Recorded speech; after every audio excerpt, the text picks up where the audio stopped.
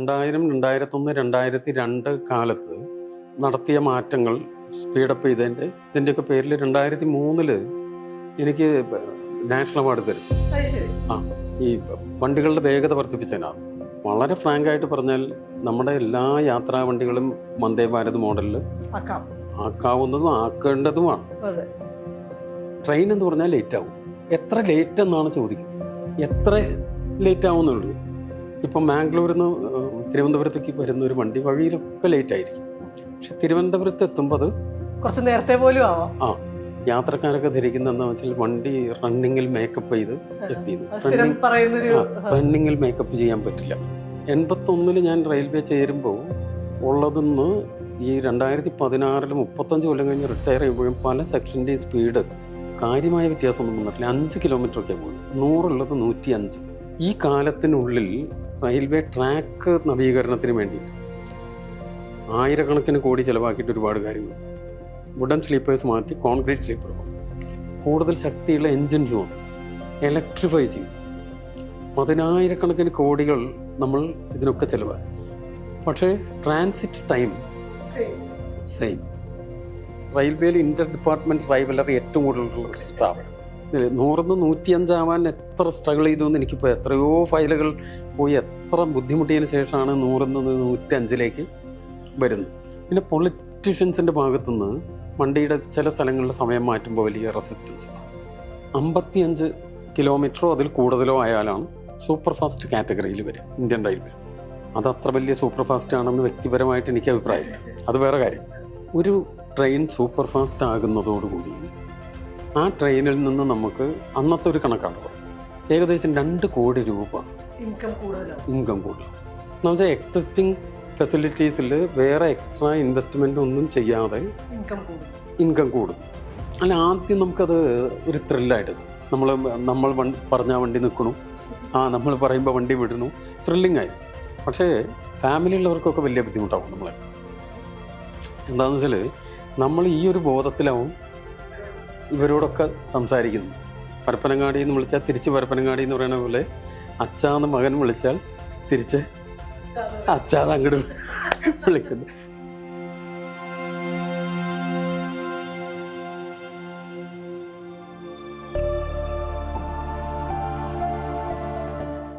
ഞാൻ ഇതിൽ ഈ ആദ്യത്തെ ഒരു 4-5 കൊല്ലം കൊണ്ട് ഈ പാലക്കാട് ഡിവിഷൻ കംപ്ലീറ്റ് അതിൻ്റെ ഇതൊക്കെ വർക്ക് ചെയ്യുന്ന ആ സമയത്ത് ഞാൻ അടുത്തൊരു ഇതിലേക്ക് പോകുന്നു. നേരെ ഡെപ്യൂട്ടി ചീഫ് കൺട്രോളർ ആയിട്ടില്ല. അതിന് മുമ്പേ തന്നെ ടൈം ടേബിൾ കൺട്രോളർ എന്നും പറഞ്ഞിട്ടൊരു പോസ്റ്റുണ്ട്. അപ്പോൾ ഇതിലൊരു ഡെപ്യൂട്ടി ചീഫ് കൺട്രോളറെയാണ് ആ പോസ്റ്റിലേക്ക് ഉപയോഗിക്കും. അത് പ്ലാനിങ്ങാണ്. ഇനി വരാൻ പോകുന്ന കാലത്തെ കാര്യങ്ങളെക്കുറിച്ചുള്ള ഇതാണ്. അയാളുടെ ഡ്യൂട്ടി നമ്മളെ അങ്ങോട്ട് ട്രാൻസ്ഫർ ചെയ്യുന്നില്ലെങ്കിലും ഒരു ഡെപ്യൂട്ടേഷൻ പോലെ സദേൺ റെയിൽവേയുടെ ഹെഡ്ക്വാർട്ടേഴ്സ് ഓഫീസിലാണ്, അതായത് ചെന്നൈയിലാണ്. ഞാൻ 6 വർഷം ആ പോസ്റ്റിലുണ്ടായിരുന്നു. 2000 മുതൽ 2006 വരെ 6 വർഷം തുടർച്ചയായിട്ട് ആ പോസ്റ്റിലുണ്ടായി. ഈ 2000 ഞാൻ ഈ ടൈം ടേബിൾ കൺട്രോളർ ജോലിക്ക് പോകുന്നു. നമ്മൾ കൺട്രോളർ തന്നെയാണെങ്കിലും ഇതുവരെ പറഞ്ഞ ഡ്യൂട്ടി അല്ല അതിൽ ചെയ്യേണ്ടത്. പക്ഷേ നമുക്ക് കൺട്രോളർ എന്നുള്ള നിലയ്ക്ക് നല്ല എക്സ്പീരിയൻസും നമ്മുടെ ഡിവിഷൻ നമ്മുടെ ഉള്ളം കയ്യിൽ നമുക്ക് അറിയാറായാലേ ഈ ജോലി ചെയ്യാൻ പറ്റും. അപ്പം അതിലെന്താ ചെയ്യുന്നതെന്ന് വെച്ചാൽ റെയിൽവേ ഓരോ കൊല്ലവും അതുവരെയുള്ള സാഹചര്യങ്ങളെല്ലാം കണക്കിലെടുത്ത് പുതിയ വണ്ടികൾ ഇൻട്രൊഡ്യൂസ് ചെയ്യാൻ റെയിൽവേ മിനിസ്ട്രി തീരുമാനിക്കുന്നുണ്ടെങ്കിൽ അതൊക്കെ കണക്കിലെടുത്ത് അതിൻ്റെ എല്ലാ പ്ലാനിങ് നടത്തി ഈ ടൈമിങ്സ് റിവൈസ് ചെയ്യും. ഞാൻ ജോലി ചെയ്തിരുന്ന കാലത്ത് എല്ലാം ജൂലൈ 1-ാം തീയതിയാണ് ചെയ്യും. എല്ലാ ജൂലൈ മാസം 1-ാം തീയതിയും ചെയ്യും. അപ്പം അതിന് വേണ്ട പ്രിപ്പറേഷൻസ് ടൈം ടേബിൾ ഉണ്ടാക്കുക. പുതിയ ടൈം ടേബിൾ തയ്യാറാക്കാനാണ്. അത് വളരെ കോംപ്ലിക്കേറ്റഡ് ആയിട്ടുള്ളൊരു കാര്യമാണ്. അത്ര എക്സ്പീരിയൻസ് വേണം. അതിന് മുമ്പേ കുറേ പ്രിപ്പറേറ്ററി വർക്ക്സ് ഉണ്ട്. അപ്പം ആദ്യം ഇപ്പം കുറച്ച് വ്യത്യാസമുണ്ട്. അന്ന് റെയിൽവേ ബഡ്ജറ്റ് വേറെയാണ്. റെയിൽവേ ബഡ്ജറ്റ് മെയിൻ ബഡ്ജറ്റായിട്ട് ഇവർ ഇത് ഒന്നാക്കിയത്. ഒന്നാക്കി. അപ്പോൾ മുംബൈ റെയിൽവേ ബഡ്ജറ്റിലാണ് പുതിയതായിട്ട് അടുത്ത കൊല്ലം ഏതൊക്കെ വണ്ടികൾ ഇൻട്രൊഡ്യൂസ് ചെയ്യാൻ പോകുന്നു, എന്തൊക്കെ തീരുമാനങ്ങൾ. അപ്പോൾ അതൊക്കെ പറയുന്നതിന് മുമ്പേ തന്നെ ഈ ടൈം ടേബിൾ കൺട്രോളർമാരും അതിൻ്റെ അവിടെ ഒരു ടൈം ടേബിൾ സെക്ഷൻ എന്ന് പറഞ്ഞ് ഈ സദേൺ റെയിൽവേ ഹെഡ് ക്വാർട്ടേഴ്സ് ഓഫീസിലുണ്ട്. അതിൻ്റെ സുപ്പീരിയേഴ്സ് ആളുകളൊക്കെ ഉണ്ട്. അപ്പോൾ അവർ എല്ലാവരും കൂടി ഡിസ്കസ് ചെയ്ത് പ്ലാൻ ചെയ്തിട്ടാണ് ഈ കാര്യങ്ങൾ ചെയ്യുന്നത്. ഇന്ത്യൻ റെയിൽവേയുടെ മൊത്തം കാര്യങ്ങൾ കോർഡിനേറ്റ് ചെയ്തതിന് ശേഷമാണ് എന്ന് പറഞ്ഞാൽ ഇവിടുന്ന് ഒരു വണ്ടിയുടെ ഒരു സമയം മാറ്റിയാൽ അങ്ങ് അറ്റം വരെ അത് ബാധിക്കുന്നതായതുകൊണ്ട്. അപ്പോൾ അതിൻ്റെ ഒരുപാട് മീറ്റിങ്ങുകൾ ഉണ്ടാവും, മറ്റ് റെയിൽവേ ആയിട്ട് ഡിസ്കസ് ചെയ്യേണ്ട കാര്യം ഉണ്ടാവും, അടുത്ത ഡിവിഷനായിട്ട് ഡിസ്കസ് ചെയ്യേണ്ടതുണ്ടാവും. അപ്പം അത് ഇതേപോലെ ചാർട്ട് തന്നെയാണ്. ചാർട്ടിൽ നമ്മളിത് വരച്ച് നോക്കി ഇപ്പോൾ ഒരു ട്രെയിൻ പുതിയതായിട്ട് ഇൻട്രൊഡ്യൂസ് ചെയ്യാൻ താല്പര്യമുണ്ട്, ഡിമാൻഡ് എന്തൊക്കെയാണെന്ന് നോക്കും, എവിടെ നിന്നൊക്കെയാണ് പുതിയ വണ്ടികൾ ഡിമാൻഡ് ഉള്ളത്, അല്ലെങ്കിൽ ഇപ്പോൾ ഉള്ള വണ്ടിയുടെ സമയം മാറ്റണമെന്ന ഡിമാൻഡ് ഉണ്ടാവും, പുതിയ സ്റ്റോപ്പുകൾ ആവശ്യപ്പെടുന്നുണ്ടാവും. ഇങ്ങനത്തെ ഒരുപാട് റിക്വയർമെൻറ്റ്സ് എന്തൊക്കെയാണെന്ന് നോക്കി ഇതിൽ എന്തൊക്കെ നമുക്ക് ചെയ്യാൻ പറ്റും, എങ്ങനെ ചെയ്യാൻ പറ്റും. ഓരോ റെയിൽവേയും പുതിയ ചില വണ്ടികൾ പ്രപ്പോസ് ചെയ്യും. നോർത്തേൺ റെയിൽവേ, അതായത് ന്യൂഡൽഹി ഉൾപ്പെടുന്ന നോർത്തേൺ റെയിൽവേ അവർ പ്രപ്പോസ് ചെയ്യുകയാണ് ഒരു വണ്ടി പുതിയതായിട്ടൊരു വണ്ടി ഓടിക്കാനായിട്ട്. അപ്പോൾ അത് ആ നോർത്തേൺ റെയിൽവേയിൽ നിന്ന് പുറപ്പെടുന്ന വണ്ടി north central, south central, southern, ഇങ്ങനെയാണ് പല റെയിൽവേ കൂടെ ആയിരിക്കും വരുന്നത്. അപ്പം ഇതിൻ്റെ ഓരോ റെയിൽവേയും റെപ്രസെൻ്റ് ചെയ്യുന്ന ആളുകൾ അവരുടെ ഈ ടൈമിങ്സ് കംപ്ലീറ്റ് അവരെത്ര ഏത് സമയത്ത് നമ്മുടെ റെയിൽവേയിലേക്ക് ഹാൻഡ് ഓവർ ചെയ്യും എന്ന് പറഞ്ഞാൽ അതനുസരിച്ച് നമ്മൾ അടുത്തല്ലേ. അപ്പം അതേ സമയത്ത് വേറെ വണ്ടികളുണ്ടോ, ഇപ്പം എക്സിസ്റ്റിംഗ് ആയിട്ടുള്ള വണ്ടി നമ്മുടെ റെയിൽവേയിൽ തന്നെ ഓടുന്ന വണ്ടികളുണ്ടോ, ഇന്റർ റെയിൽവേ വണ്ടികളുണ്ടോ. സോ ഇപ്പം മാംഗ്ലൂർ മെയിൽ എന്ന് പറഞ്ഞാൽ ചെന്നൈ ടു മാംഗ്ലൂർ സദേൺ റെയിൽവേയുടെ ഉള്ളിൽ ഓടുന്ന വണ്ടിയാണ്. വേറെ പുറത്തെവിടെ അത് പോകുന്നില്ല. അല്ലെങ്കിൽ ട്രിവാൻഡ്രം മെയിൽ എന്ന് പറഞ്ഞാൽ സദേൺ റെയിൽവേയുടെ ഉള്ളിൽ പോകുന്നു. കേരള എക്സ്പ്രസ് അങ്ങനെയല്ല. കേരള എക്സ്പ്രസ് നേരെ ഡൽഹി വരെ പോകുന്നു. അല്ലെങ്കിൽ ഹിമസാഗർ എക്സ്പ്രസ് പറയുന്ന അങ്ങ് ജമ്മു ഖത്ര എന്ന് പറഞ്ഞാൽ അവിടെ വരെ പോകും. അപ്പം അങ്ങനെ പോകുന്നൊരു അത് ഒരു പുതിയൊരു വണ്ടി ഇൻട്രൊഡ്യൂസ് ചെയ്യണമെങ്കിൽ ഈ എക്സിസ്റ്റിംഗ് വണ്ടികളുടെ സമയമായിട്ട് ക്ലാഷ് വരാതെ നോക്കണം. ഇതിൽ തന്നെ ചിലപ്പോൾ വണ്ടിയുടെ വേഗത കുറച്ച് കൂട്ടാൻ തീരുമാനിക്കും, ഇത്തിരി കൂടെ ടൈം കുറയ്ക്കാൻ, ചിലപ്പോൾ സ്റ്റോപ്പുകൾ മാറ്റാൻ, ചിലപ്പോൾ ആ വണ്ടിയുടെ എൻജിൻ തന്നെ പുതിയ കുറേയും കൂടെ പവർഫുൾ ആയിട്ടുള്ള എൻജിനുകൾ, ചിലപ്പോൾ ഇലക്ട്രിഫൈഡ് അല്ലാത്തൊരു ഏരിയ ഇലക്ട്രിഫൈ ചെയ്യുമ്പോൾ കുറച്ചും കൂടെ വേഗത്തിൽ വണ്ടി ഓടിക്കാൻ പറ്റും.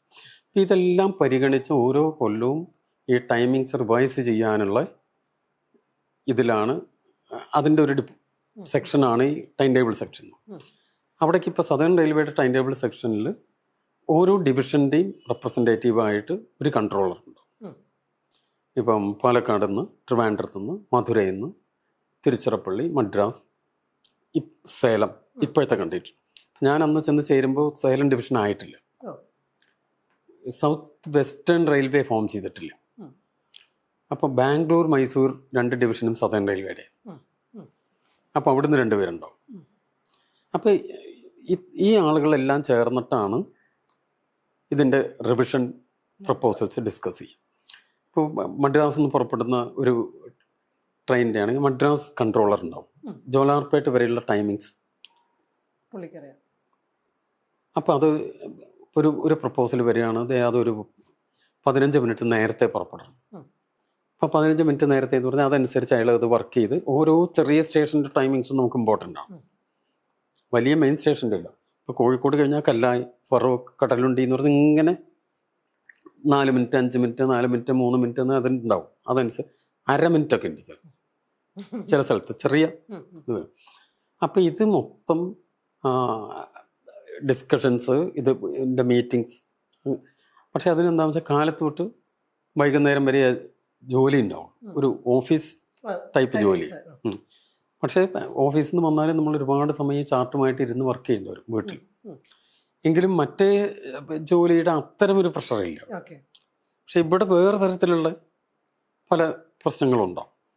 എന്നാൽ ഇവിടെ നമ്മൾ ഡിവിഷൻ മൊത്തം നമ്മൾ അറിയണം. മറ്റേ നമ്മൾ ഇരിക്കണ ബോർഡ് അറിഞ്ഞാൽ മതി, നമ്മുടെ ആ സെക്ഷൻ അറിഞ്ഞാൽ മതി ഒറ്റ ടൈം. ഇതങ്ങനെയല്ല, ഇപ്പം ജോലാർപേട്ട് മുതൽ മാംഗ്ലൂർ വരെയുള്ള സകല കാര്യവും നമുക്കറിഞ്ഞാൽ ഇതിൽ എന്തെങ്കിലും ചെയ്യാൻ പറ്റും. എന്താണെന്ന് വെച്ചാൽ അവർ ഇപ്പം ഓരോ ഡിസ്കഷനിൽ അങ്ങനത്തെ കാര്യങ്ങളായിരിക്കുമല്ലോ വരുന്നത്. പക്ഷേ സമാധാനമുണ്ട്, ഓടുന്നില്ല വണ്ടികളും ഒക്കെ. ഭാവി അപകടങ്ങളൊന്നും നമ്മുടെ ഡ്യൂട്ടിയിൽ ഉണ്ടാവില്ല, ആക്സിഡൻ്റ് ഒന്നും ഉണ്ടാവില്ല. ഇതൊക്കെ പ്രപ്പോസൽസ് പക്ഷേ ഇതിന് പൊളിറ്റിക്കൽ പ്രഷേഴ്സ് ഉണ്ടാവും, പലതരത്തിലുള്ള പ്രശ്നങ്ങളുണ്ടാവും. ഇപ്പോൾ നമ്മുടെ ഡിവിഷൻ്റെ ചില താല്പര്യം ഉണ്ടാവും, സദേൺ റെയിൽവേക്ക് വേറെ ചില താല്പര്യം ഉണ്ടാവും, മറ്റ് റെയിൽവേകളുടെ ഇൻട്രസ്റ്റ് ഉണ്ടാവും. അപ്പോൾ ഇതിൻ്റെ എല്ലാ കൊല്ലവും ഒരു സ്ഥലത്ത് ഒരു ടൈം ടേബിൾ മീറ്റിംഗ് നടക്കും. ഇന്ത്യയിൽ എവിടെയെങ്കിലും എല്ലാ സ്ഥലത്തുള്ള ആളുകളെയും കൊണ്ടുപോകും ഒരു 3 ദിവസത്തേക്കൊക്കെ. അവിടെ വെച്ചാണ് പ്രപ്പോസൽസ് ത്രെഡ് ബയറായിട്ട് ഡിസ്കസ് ചെയ്യുന്നത്. പിന്നെ ഇടയ്ക്കിടയ്ക്ക് റെയിൽ ഭവനിലേക്ക് ഡൽഹിയിൽ നമ്മൾ പോകേണ്ട വരും. ഇതുമായിട്ട് ബന്ധപ്പെട്ട ഇതൊക്കെ മറ്റ് റെയിൽവേയുടെ ഹെഡ് ക്വാർട്ടേഴ്സിൽ പോകേണ്ടി വരും. ഇപ്പോൾ കൊങ്കൺ റെയിൽവേ ആണെങ്കിൽ ചിലപ്പോൾ അവരുടെ ഇതിൽ ഇങ്ങനത്തെ ഒരു പോസ്റ്റിൽ ഈ ഒരു 5 വർഷം കഴിഞ്ഞിട്ടാണ് എത്തുന്നത്. അതിലെത്തുമ്പോൾ നമുക്കെന്താ വെച്ചാൽ ഒരുപാട് കാര്യങ്ങൾ ചെയ്യാൻ പറ്റും. മറ്റത് ഫ്യൂച്ചറിലേക്ക് പല കാര്യങ്ങൾ. മറ്റത് എന്താണെന്ന് വെച്ചാൽ നമ്മൾ ആ ഡേ ടു ഡേ കാര്യങ്ങൾ ഇങ്ങനെ ഓടിക്കുക എന്നല്ലാണ്ട് വേറെ ഒന്നും നമ്മുടേതായ ഒരു കോൺട്രിബ്യൂഷൻ ഒന്നുമില്ല. നമുക്കത് നടത്തിക്കൊണ്ടുപോകൽ മാത്രമേ ഉള്ളൂ. ആ നടത്തിക്കൊണ്ടുപോകൽ വലിയ ബുദ്ധിമുട്ടുള്ള കാര്യമാണ് അത്. പക്ഷേ അതിൽ നമ്മൾ ചെയ്യുന്ന പോസിറ്റീവായിട്ടുള്ള കാര്യങ്ങളൊന്നും നോട്ട് ചെയ്യപ്പെടില്ല. നമ്മുടെ കയ്യിൽ നിന്ന് എന്തെങ്കിലും ഒരു ചെറിയ എറർ പറ്റി അതും അല്ലാതെ ഹൈലൈറ്റ് ചെയ്യപ്പെടില്ല. അതാണ് അതിൻ്റെ ഒരു വിശേഷം. അതിൽ 1-2 കാര്യങ്ങൾ ചിലപ്പോൾ നമുക്ക് വലിയ സമ്മർദ്ദങ്ങൾ വരും. സമ്മർദ്ദങ്ങൾ വരുമെന്ന് പറഞ്ഞാൽ കൺട്രോൾ ഡ്യൂട്ടിയിൽ ഇപ്പോൾ നമ്മൾ പെട്ടെന്ന് തീരുമാനം എടുക്കുകയും ചെയ്യുന്നു. ഒരു ദിവസം ഞാനിപ്പോൾ ഓർക്കുന്നത് എന്താണെന്ന് വെച്ചാൽ ഈ മംഗള എക്സ്പ്രസ് കുമ്പള എന്ന് പറഞ്ഞ സ്ഥലത്ത് വെച്ച് ഡിറൈലായി. കുമ്പള എന്ന് പറഞ്ഞാൽ മാംഗ്ലൂരിനടുത്ത്, ഉപ്പള കുമ്പള എന്ന് കാസർഗോഡ്. രാത്രി ആണ്, ഇപ്പോൾ ഒരു 10 മണി അങ്ങനത്തെ ഏതോ സമയത്ത് നമുക്ക് ഇൻഫർമേഷൻ കിട്ടുന്നു. ഞാൻ ഇപ്പുറത്തെ ഈ ഷൊർണൂരൊക്കെ ഉൾപ്പെടുന്ന സെക്ഷനാണ് ജോലി ചെയ്യുന്നത്. അത് മാംഗ്ലൂർ ഇതിലാണുള്ളത്. അവിടുന്ന് വിവരം കിട്ടിയാലും നമ്മളാണ് ഇവിടുന്ന് ഇതിൻ്റെ ഈ പറഞ്ഞ medical relief van, break down special, അതിനൊക്കെ സൈറൺ അടിച്ചു. അത് 25ാമത്തെ മിനിറ്റിൽ ഈ മെഡിക്കൽ റിലീഫ് വാൻ പുറപ്പെടുക. അപ്പോൾ അത് പുറപ്പെടുന്ന സമയത്ത് നമ്മൾ അതിന് തൊട്ട് മുമ്പിൽ പോകുന്ന വണ്ടികളൊക്കെ അതനുസരിച്ച് റെഗുലേറ്റ് ചെയ്ത് നിർത്തി. ഒന്ന് സിംഗിൾ ലൈനാണ്, ഡബിൾ ലൈൻ ആയിട്ടില്ല. കൊങ്കൺ ഇതൊന്നും തുടങ്ങി. അപ്പം ഞാൻ പട്ടാമ്പി സ്റ്റേഷൻ മാസ്റ്ററോട് പറഞ്ഞ് വെസ്റ്റ് കോസ്റ്റ് എക്സ്പ്രസ് നിർത്താൻ പറഞ്ഞു. അപ്പം സ്റ്റേഷൻ മാസ്റ്ററോട് നമ്മൾ പറയുന്നുണ്ടെങ്കിൽ കുമ്പളയിൽ ആക്സിഡൻ്റ് ആണ്, നിങ്ങൾ ഈ വണ്ടി റെഗുലേറ്റ് ചെയ്യൂ, മെഡിക്കൽ റിലീഫ് ട്രെയിൻ പോകണം, ഇതെപ്പോഴാണ് സ്റ്റാർട്ട് ചെയ്യേണ്ടതെന്ന് പറയണവരെ വണ്ടി വിടരുത്. അപ്പം ഇത് വിട്ട് വേറെ എവിടെയെങ്കിലും പോയി മൊത്തം പാസേജ് ഇല്ലാതെ ആയി പോകരുത്. ഇയാൾ ഇവിടെ നിർത്തി. അപ്പോഴേക്കും ഷൊർണൂർ ഈ വണ്ടി റെഡി ആയിക്കൊണ്ടിരിക്കും. ഈ മെഡിക്കൽ ട്രെയിൻ, ഡോക്ടറും ആളുകളൊക്കെ വന്ന് ഉടനെ അത് ടോപ്പ് മോസ്റ്റ് പ്രയോറിറ്റിയാണ്. അതിൻ്റെ സ്റ്റാഫ് അങ്ങനെ എന്താ സൈറൺ അടിച്ചു കഴിഞ്ഞാൽ ഒട്ടുന്ന ആളുകൾക്ക് കൃത്യസമയത്ത് അത് പോകും. അപ്പോൾ അത് ഈ ഷൊർണൂർ ജംഗ്ഷനിൽ അങ്ങനത്തെ ഒരു പോയിന്റിലേ ആ വണ്ടി വെക്കുള്ളൂ. എൻജിൻ പിടിപ്പിക്കുക, ഉടനെ വേറെ ഒരു തടസ്സവും ഇല്ലാതെ അവിടെ നിന്ന് അത് സ്റ്റാർട്ട് ചെയ്യാൻ പറ്റും. അങ്ങനെ ഒരു സ്ഥലമുണ്ട് അത് നിർത്താൻ, അവിടെ നിർത്തുള്ളൂ. അപ്പോൾ അത് പുറപ്പെടാൻ റെഡിയാവും. അപ്പോൾ ഈ ട്രെയിനിൽ, വെസ്റ്റ് കോസ്റ്റ് എക്സ്പ്രസ്സിൽ, ഞങ്ങളുടെ സദേൺ റെയിൽവേയുടെ ഹെൽത്ത് ഡിപ്പാർട്ട്മെൻറ്റിൽ ഒരു ഡിപ്പാർട്ട്മെൻറ്റ്, ഹോസ്പിറ്റൽസ് ഇതുമായിട്ട്, അതിൻ്റെ ഏറ്റവും ടോപ്പ് ഒഫീഷ്യൽ ആയിട്ടുള്ള മെഡിക്കൽ സൂപ്രണ്ട് അതിൽ ട്രാവൽ ചെയ്യുന്ന അദ്ദേഹം മാംഗ്ലൂർക്ക് എന്തിനും പോവുകയാണ്. മാംഗ്ലൂർക്ക് പോകാനായിട്ട് ഈ വണ്ടിയിൽ ഉണ്ട്. അപ്പോൾ ഈ വണ്ടി നിർത്തിയപ്പോൾ ഈ പട്ടാമ്പി സ്റ്റേഷൻ്റെ സ്റ്റേഷൻ മാസ്റ്ററുടെ റൂം ഇങ്ങ് പിന്നിലാണ്. ട്രെയിനിൻ്റെ അവസാനത്തെ ഭാഗമാണ് ആ സ്റ്റേഷൻ മാസ്റ്ററുടെ റൂമിനടുത്ത് വരും. അപ്പോൾ ഇദ്ദേഹം ഇതിവിടെ നിർത്തിയപ്പോൾ അവിടെ നിന്ന് ഈ സ്റ്റേഷൻ മാസ്റ്ററുടെ അടുത്തേക്ക് വന്നിട്ട് ചോദിച്ചു, എന്തിനാണ് ഇവിടെ നിർത്തിയേക്കുന്നത്? അത് ചോദിക്കാനുള്ള കാരണം എന്താണെന്ന് വെച്ചാൽ അവിടെ സ്റ്റോപ്പില്ലാത്ത വണ്ടിയാണ്. സ്റ്റോപ്പില്ലാത്ത വണ്ടിയാണ്. പൊതുവേ റെയിൽവേ ഒഫീഷ്യൽസിനൊക്കെ ഇതിനെ പറ്റിയിട്ടൊക്കെ ഒരു ധാരണയുണ്ട്. സ്റ്റോപ്പില്ലാത്തൊരു സ്ഥലത്ത് ലൂപ്പ് ലൈനിൽ, മെയിൻ ലൈനിലല്ല, ഒതുക്കി നിർത്തിയിട്ടുണ്ട്. അപ്പോൾ അദ്ദേഹം എന്ത് പറഞ്ഞു വെച്ചാൽ, ഇങ്ങനെ ആക്സിഡൻ്റ് ആണ്, മംഗള എക്സ്പ്രസ് ആക്സിഡൻ്റ് ആണ്, അതുകൊണ്ട് മെഡിക്കൽ റിലീഫ് ട്രെയിൻ പോകാൻ വേണ്ടിയിട്ടാണ് നിർത്തിയേക്കുന്നത്. അപ്പോൾ ഇദ്ദേഹം സ്റ്റേഷൻ മാസ്റ്ററോട് പറഞ്ഞു, ആ മെഡിക്കൽ റിലീഫ് ട്രെയിൻ 1 മിനിറ്റ് നിർത്തണം. ഞാൻ സദേൺ റെയിൽവേ മെഡിക്കൽ സൂപ്രണ്ടാണ്, എനിക്ക് സ്പോട്ടിലേക്ക് പോകാനായിട്ട് 1 മിനിറ്റ് നിർത്തണം. അപ്പോൾ ഈ മെഡിക്കൽ റിലീഫ് ട്രെയിനിൻ്റെ അതിൻ്റെ ഒരു നിയമം, പുറപ്പെട്ട് കഴിഞ്ഞാൽ നിർത്താൻ പാടില്ല. ടോപ്പ് പ്രയോറിറ്റിയിൽ പോകണം, ആർക്ക് വേണ്ടി നിർത്താൻ പാടില്ല. അപ്പോൾ ഈ സ്റ്റേഷൻ മാസ്റ്റർ ഉടനെ എന്നെ വിളിച്ചിട്ട് പറഞ്ഞു, ഇങ്ങനെ ഇതിൽ അയാൾ അതൊന്നും ആലോചിച്ചില്ല, ഈ MRV ട്രെയിൻ 1 മിനിറ്റ് ഒന്ന് നിർത്തുന്നുണ്ട്, ചീഫ് മെഡിക്കൽ സൂപ്രണ്ട് ഈ വെസ്റ്റ് കോസ്റ്റിലുണ്ട്, അദ്ദേഹത്തിന് അതിൽ സ്പോട്ടിലേക്ക് പോകാനാണ്. അപ്പം ഇത് ഈ പറയുമ്പോഴേക്കും അവിടെ നിന്ന് റെഡിയായി വണ്ടി പുറപ്പെടും പോകും. അപ്പോൾ അത് നിയമം അനുവദിക്കുന്നില്ല. അപ്പം ഞാൻ പറഞ്ഞു, നിർത്താൻ പറ്റില്ല, നമുക്ക് മെഡിക്കൽ റിലീഫ് ട്രെയിൻ പുറപ്പെട്ട് കഴിഞ്ഞാൽ എവിടെയും നിർത്താൻ പാടില്ല. പക്ഷേ പോകണമെന്ന് പറയുന്ന ആളാരാ, വളരെ ഇമ്പോർട്ടൻ്റ് ആയിട്ടുള്ള ആളാണ്, ഡോക്ടറാണ്. അയാൾ ചെന്നാൽ ചിലപ്പോൾ പ്രയോജനം ഉണ്ടാവാം. അതുമാണത്, നമ്മളിങ്ങനെ ഒരു ഫേവറിങ് ഇതായിപ്പോവും. പക്ഷെ ഞാൻ ആലോചിച്ചപ്പോൾ നമ്മുടെ റൂൾ ബുക്ക് പറയുന്നത് നിർത്തരുത് എന്നാണ്. എന്താ വെച്ചാൽ നിർത്തി കഴിഞ്ഞാൽ 5 മിനിറ്റെങ്കിലും വൈകും. ഓടുന്ന വണ്ടി നിർത്തി സ്റ്റാർട്ട് ചെയ്ത് പോകുമ്പോൾ മിനിമം 5 മിനിറ്റ് കൂടുതൽ വൈകും. അത്രയും വൈകിട്ട് അവിടെ എത്തുമ്പോൾ അതിനുള്ളിൽ നേരത്തെ എത്തിയാൽ ഒരാളെ സേവ് ചെയ്യാൻ പറ്റുന്ന ആയിരുന്നു എന്നുള്ളൊരു പ്രശ്നം വരും. അപ്പം നിർത്തണ്ട, നിങ്ങൾ ത്രൂ സിഗ്നൽ കൊടുക്കാൻ പോകും സ്റ്റേഷൻ മാസ്റ്റർ. ഈ സ്റ്റേഷൻ മാസ്റ്റർ ഉടനെ അദ്ദേഹത്തിനോട് നിർത്തണ്ട, ത്രൂ സിഗ്നൽ ഇടാനാണ് പറഞ്ഞത്. അദ്ദേഹം ഒരു നോർത്ത് ഇന്ത്യൻ ആണ്. അദ്ദേഹം ഉടനെ ഫോൺ വാങ്ങിയിട്ട് എന്നോട് പറഞ്ഞു, ഞാൻ ഇങ്ങനെ മെഡിക്കൽ സൂപ്രണ്ടാണ്, നിങ്ങൾ നിർത്തണം. അതൊന്നും ഭയങ്കര ഒരു ത്രട്ടനിങ് ഇതിലെന്ന് വെച്ചാൽ അങ്ങ് ഒരുപാട് നമ്മളെയൊക്കെ ഉയർന്ന പോസ്റ്റിലുള്ള ആൾ. ഞാനൊന്നും റിയാക്ട് ചെയ്തില്ല. എന്താ വെച്ചാൽ നമ്മൾ അങ്ങോട്ടും ഇങ്ങോട്ടും പറഞ്ഞ് നമ്മുടെ ടെൻഷൻ കൂടിക്കഴിഞ്ഞാൽ നമ്മളുടെ വേറെ പല തെറ്റുകളും പറ്റും. അപ്പം ഞാനിങ്ങ് ആലോചിച്ചു, നിർത്തിയാൽ എന്തുണ്ടാവും, നിർത്തിയില്ലെങ്കിൽ എന്താ ഉണ്ടാവുന്നത്. അപ്പം ഇയാളോട് സ്റ്റേഷൻ മാസ്റ്ററോട് ചോദിച്ചു, നിങ്ങൾ ത്രൂ സിഗ്നൽ കൊടുത്തു, വണ്ടി പൊക്കോട്ടെ, ഒന്നും ചെയ്യണ്ട, ബാക്കി നമുക്ക് പിന്നെ നോക്കാം. അപ്പം ഇദ്ദേഹം അയാളെ എന്നോട് ഇത്രയും ഫോണിൽ പറഞ്ഞിട്ടുണ്ടെങ്കിൽ അയാളോട് എത്ര പറഞ്ഞിട്ടുണ്ടാവും എനിക്കറിഞ്ഞു. ഭയങ്കരമായി ത്രട്ടൻ ചെയ്ത്, നിങ്ങൾ നാളെ സർവീസിലുണ്ടാവില്ല എന്നുള്ള തരത്തിലാണ് എന്നോടൊക്കെ ഫോണിൽ പറഞ്ഞു. നിങ്ങളുടെ റെയിൽവേ മാനേജറെ ഞാനിപ്പോൾ ഇയാൾ റെയിൽവേ മാനേജറേക്കാൾ മുകളിലാണ് അയാളുടെ റാങ്ക്. ഇപ്പോൾ പാലക്കാട് ഡിവിഷൻ്റെ റെയിൽവേ മാനേജറേക്കാൾ ഉയർന്ന റാങ്കിൽ വരുന്ന ആളാണ്. അപ്പം ഇതൊക്കെ ഇദ്ദേഹം പറഞ്ഞു. പക്ഷേ എനിക്കാണെങ്കിൽ ഇത് അന്ന് ഞങ്ങളുടെ ഓഫീസിൽ ഈ റെയിൽവേ മാനേജർ ഉൾപ്പെടെയുള്ള ആളുകൾ ഈ റിലീഫ് ഓപ്പറേഷൻസ് കോർഡിനേറ്റ് ചെയ്യാൻ വേണ്ടി അപ്പുറത്ത് മീറ്റിംഗ് നടന്നുകൊണ്ടിരിക്കുക. പക്ഷെ അവരുടെ അടുത്തേക്ക് പോയി ചോദിച്ച് തീരുമാനം എടുക്കാനൊന്നും സമയമില്ല. ഈ പറഞ്ഞ ഷൊർണൂരിൽ നിന്ന് പട്ടാമ്പിലേക്ക് പെട്ടെന്ന് എത്തുമ്പോൾ ഞാൻ കൊടുത്തില്ല, ത്രൂ ഇടാൻ പറഞ്ഞു. വണ്ടി പോയി നിൽക്കാതെ കണ്ട് ഇദ്ദേഹം വീണ്ടും ഫോണിൽ എന്നെ വിളിച്ച്, റെയിൽവേയുടെ ഫോണാണ്, പാരലൽ ഫോൺ, അതെടുത്തിട്ട് പറഞ്ഞു, നാളെ കാലത്ത് മനസ്സിലാവും നിങ്ങൾക്ക്. ഇപ്പം നമ്മൾക്കൊരു ധാരണയുണ്ടല്ലോ, ഞാനൊന്നും തിരിച്ച് പറയാനൊന്നും പോയില്ല. അങ്ങനെ ഇയാൾ ഇപ്പം രാത്രി 12 മണിക്ക് എൻ്റെ ഡ്യൂട്ടി ബ്രേക്ക് ചെയ്ത് ഞാൻ വീട്ടിൽ പോയി. പിറ്റേ ദിവസം 12 മണിക്കാണല്ലോ ഡ്യൂട്ടിക്ക്. അപ്പോൾ പിറ്റേ ദിവസം 12 മണിക്ക് ഡ്യൂട്ടിക്ക് വരുമ്പോൾ ഇതിൻ്റെ എന്തെങ്കിലും എഫക്റ്റ് ഉണ്ടെങ്കിൽ അറിയാലോ, ഇയാളെ കയറ്റിയില്ല എന്ന് പറഞ്ഞു.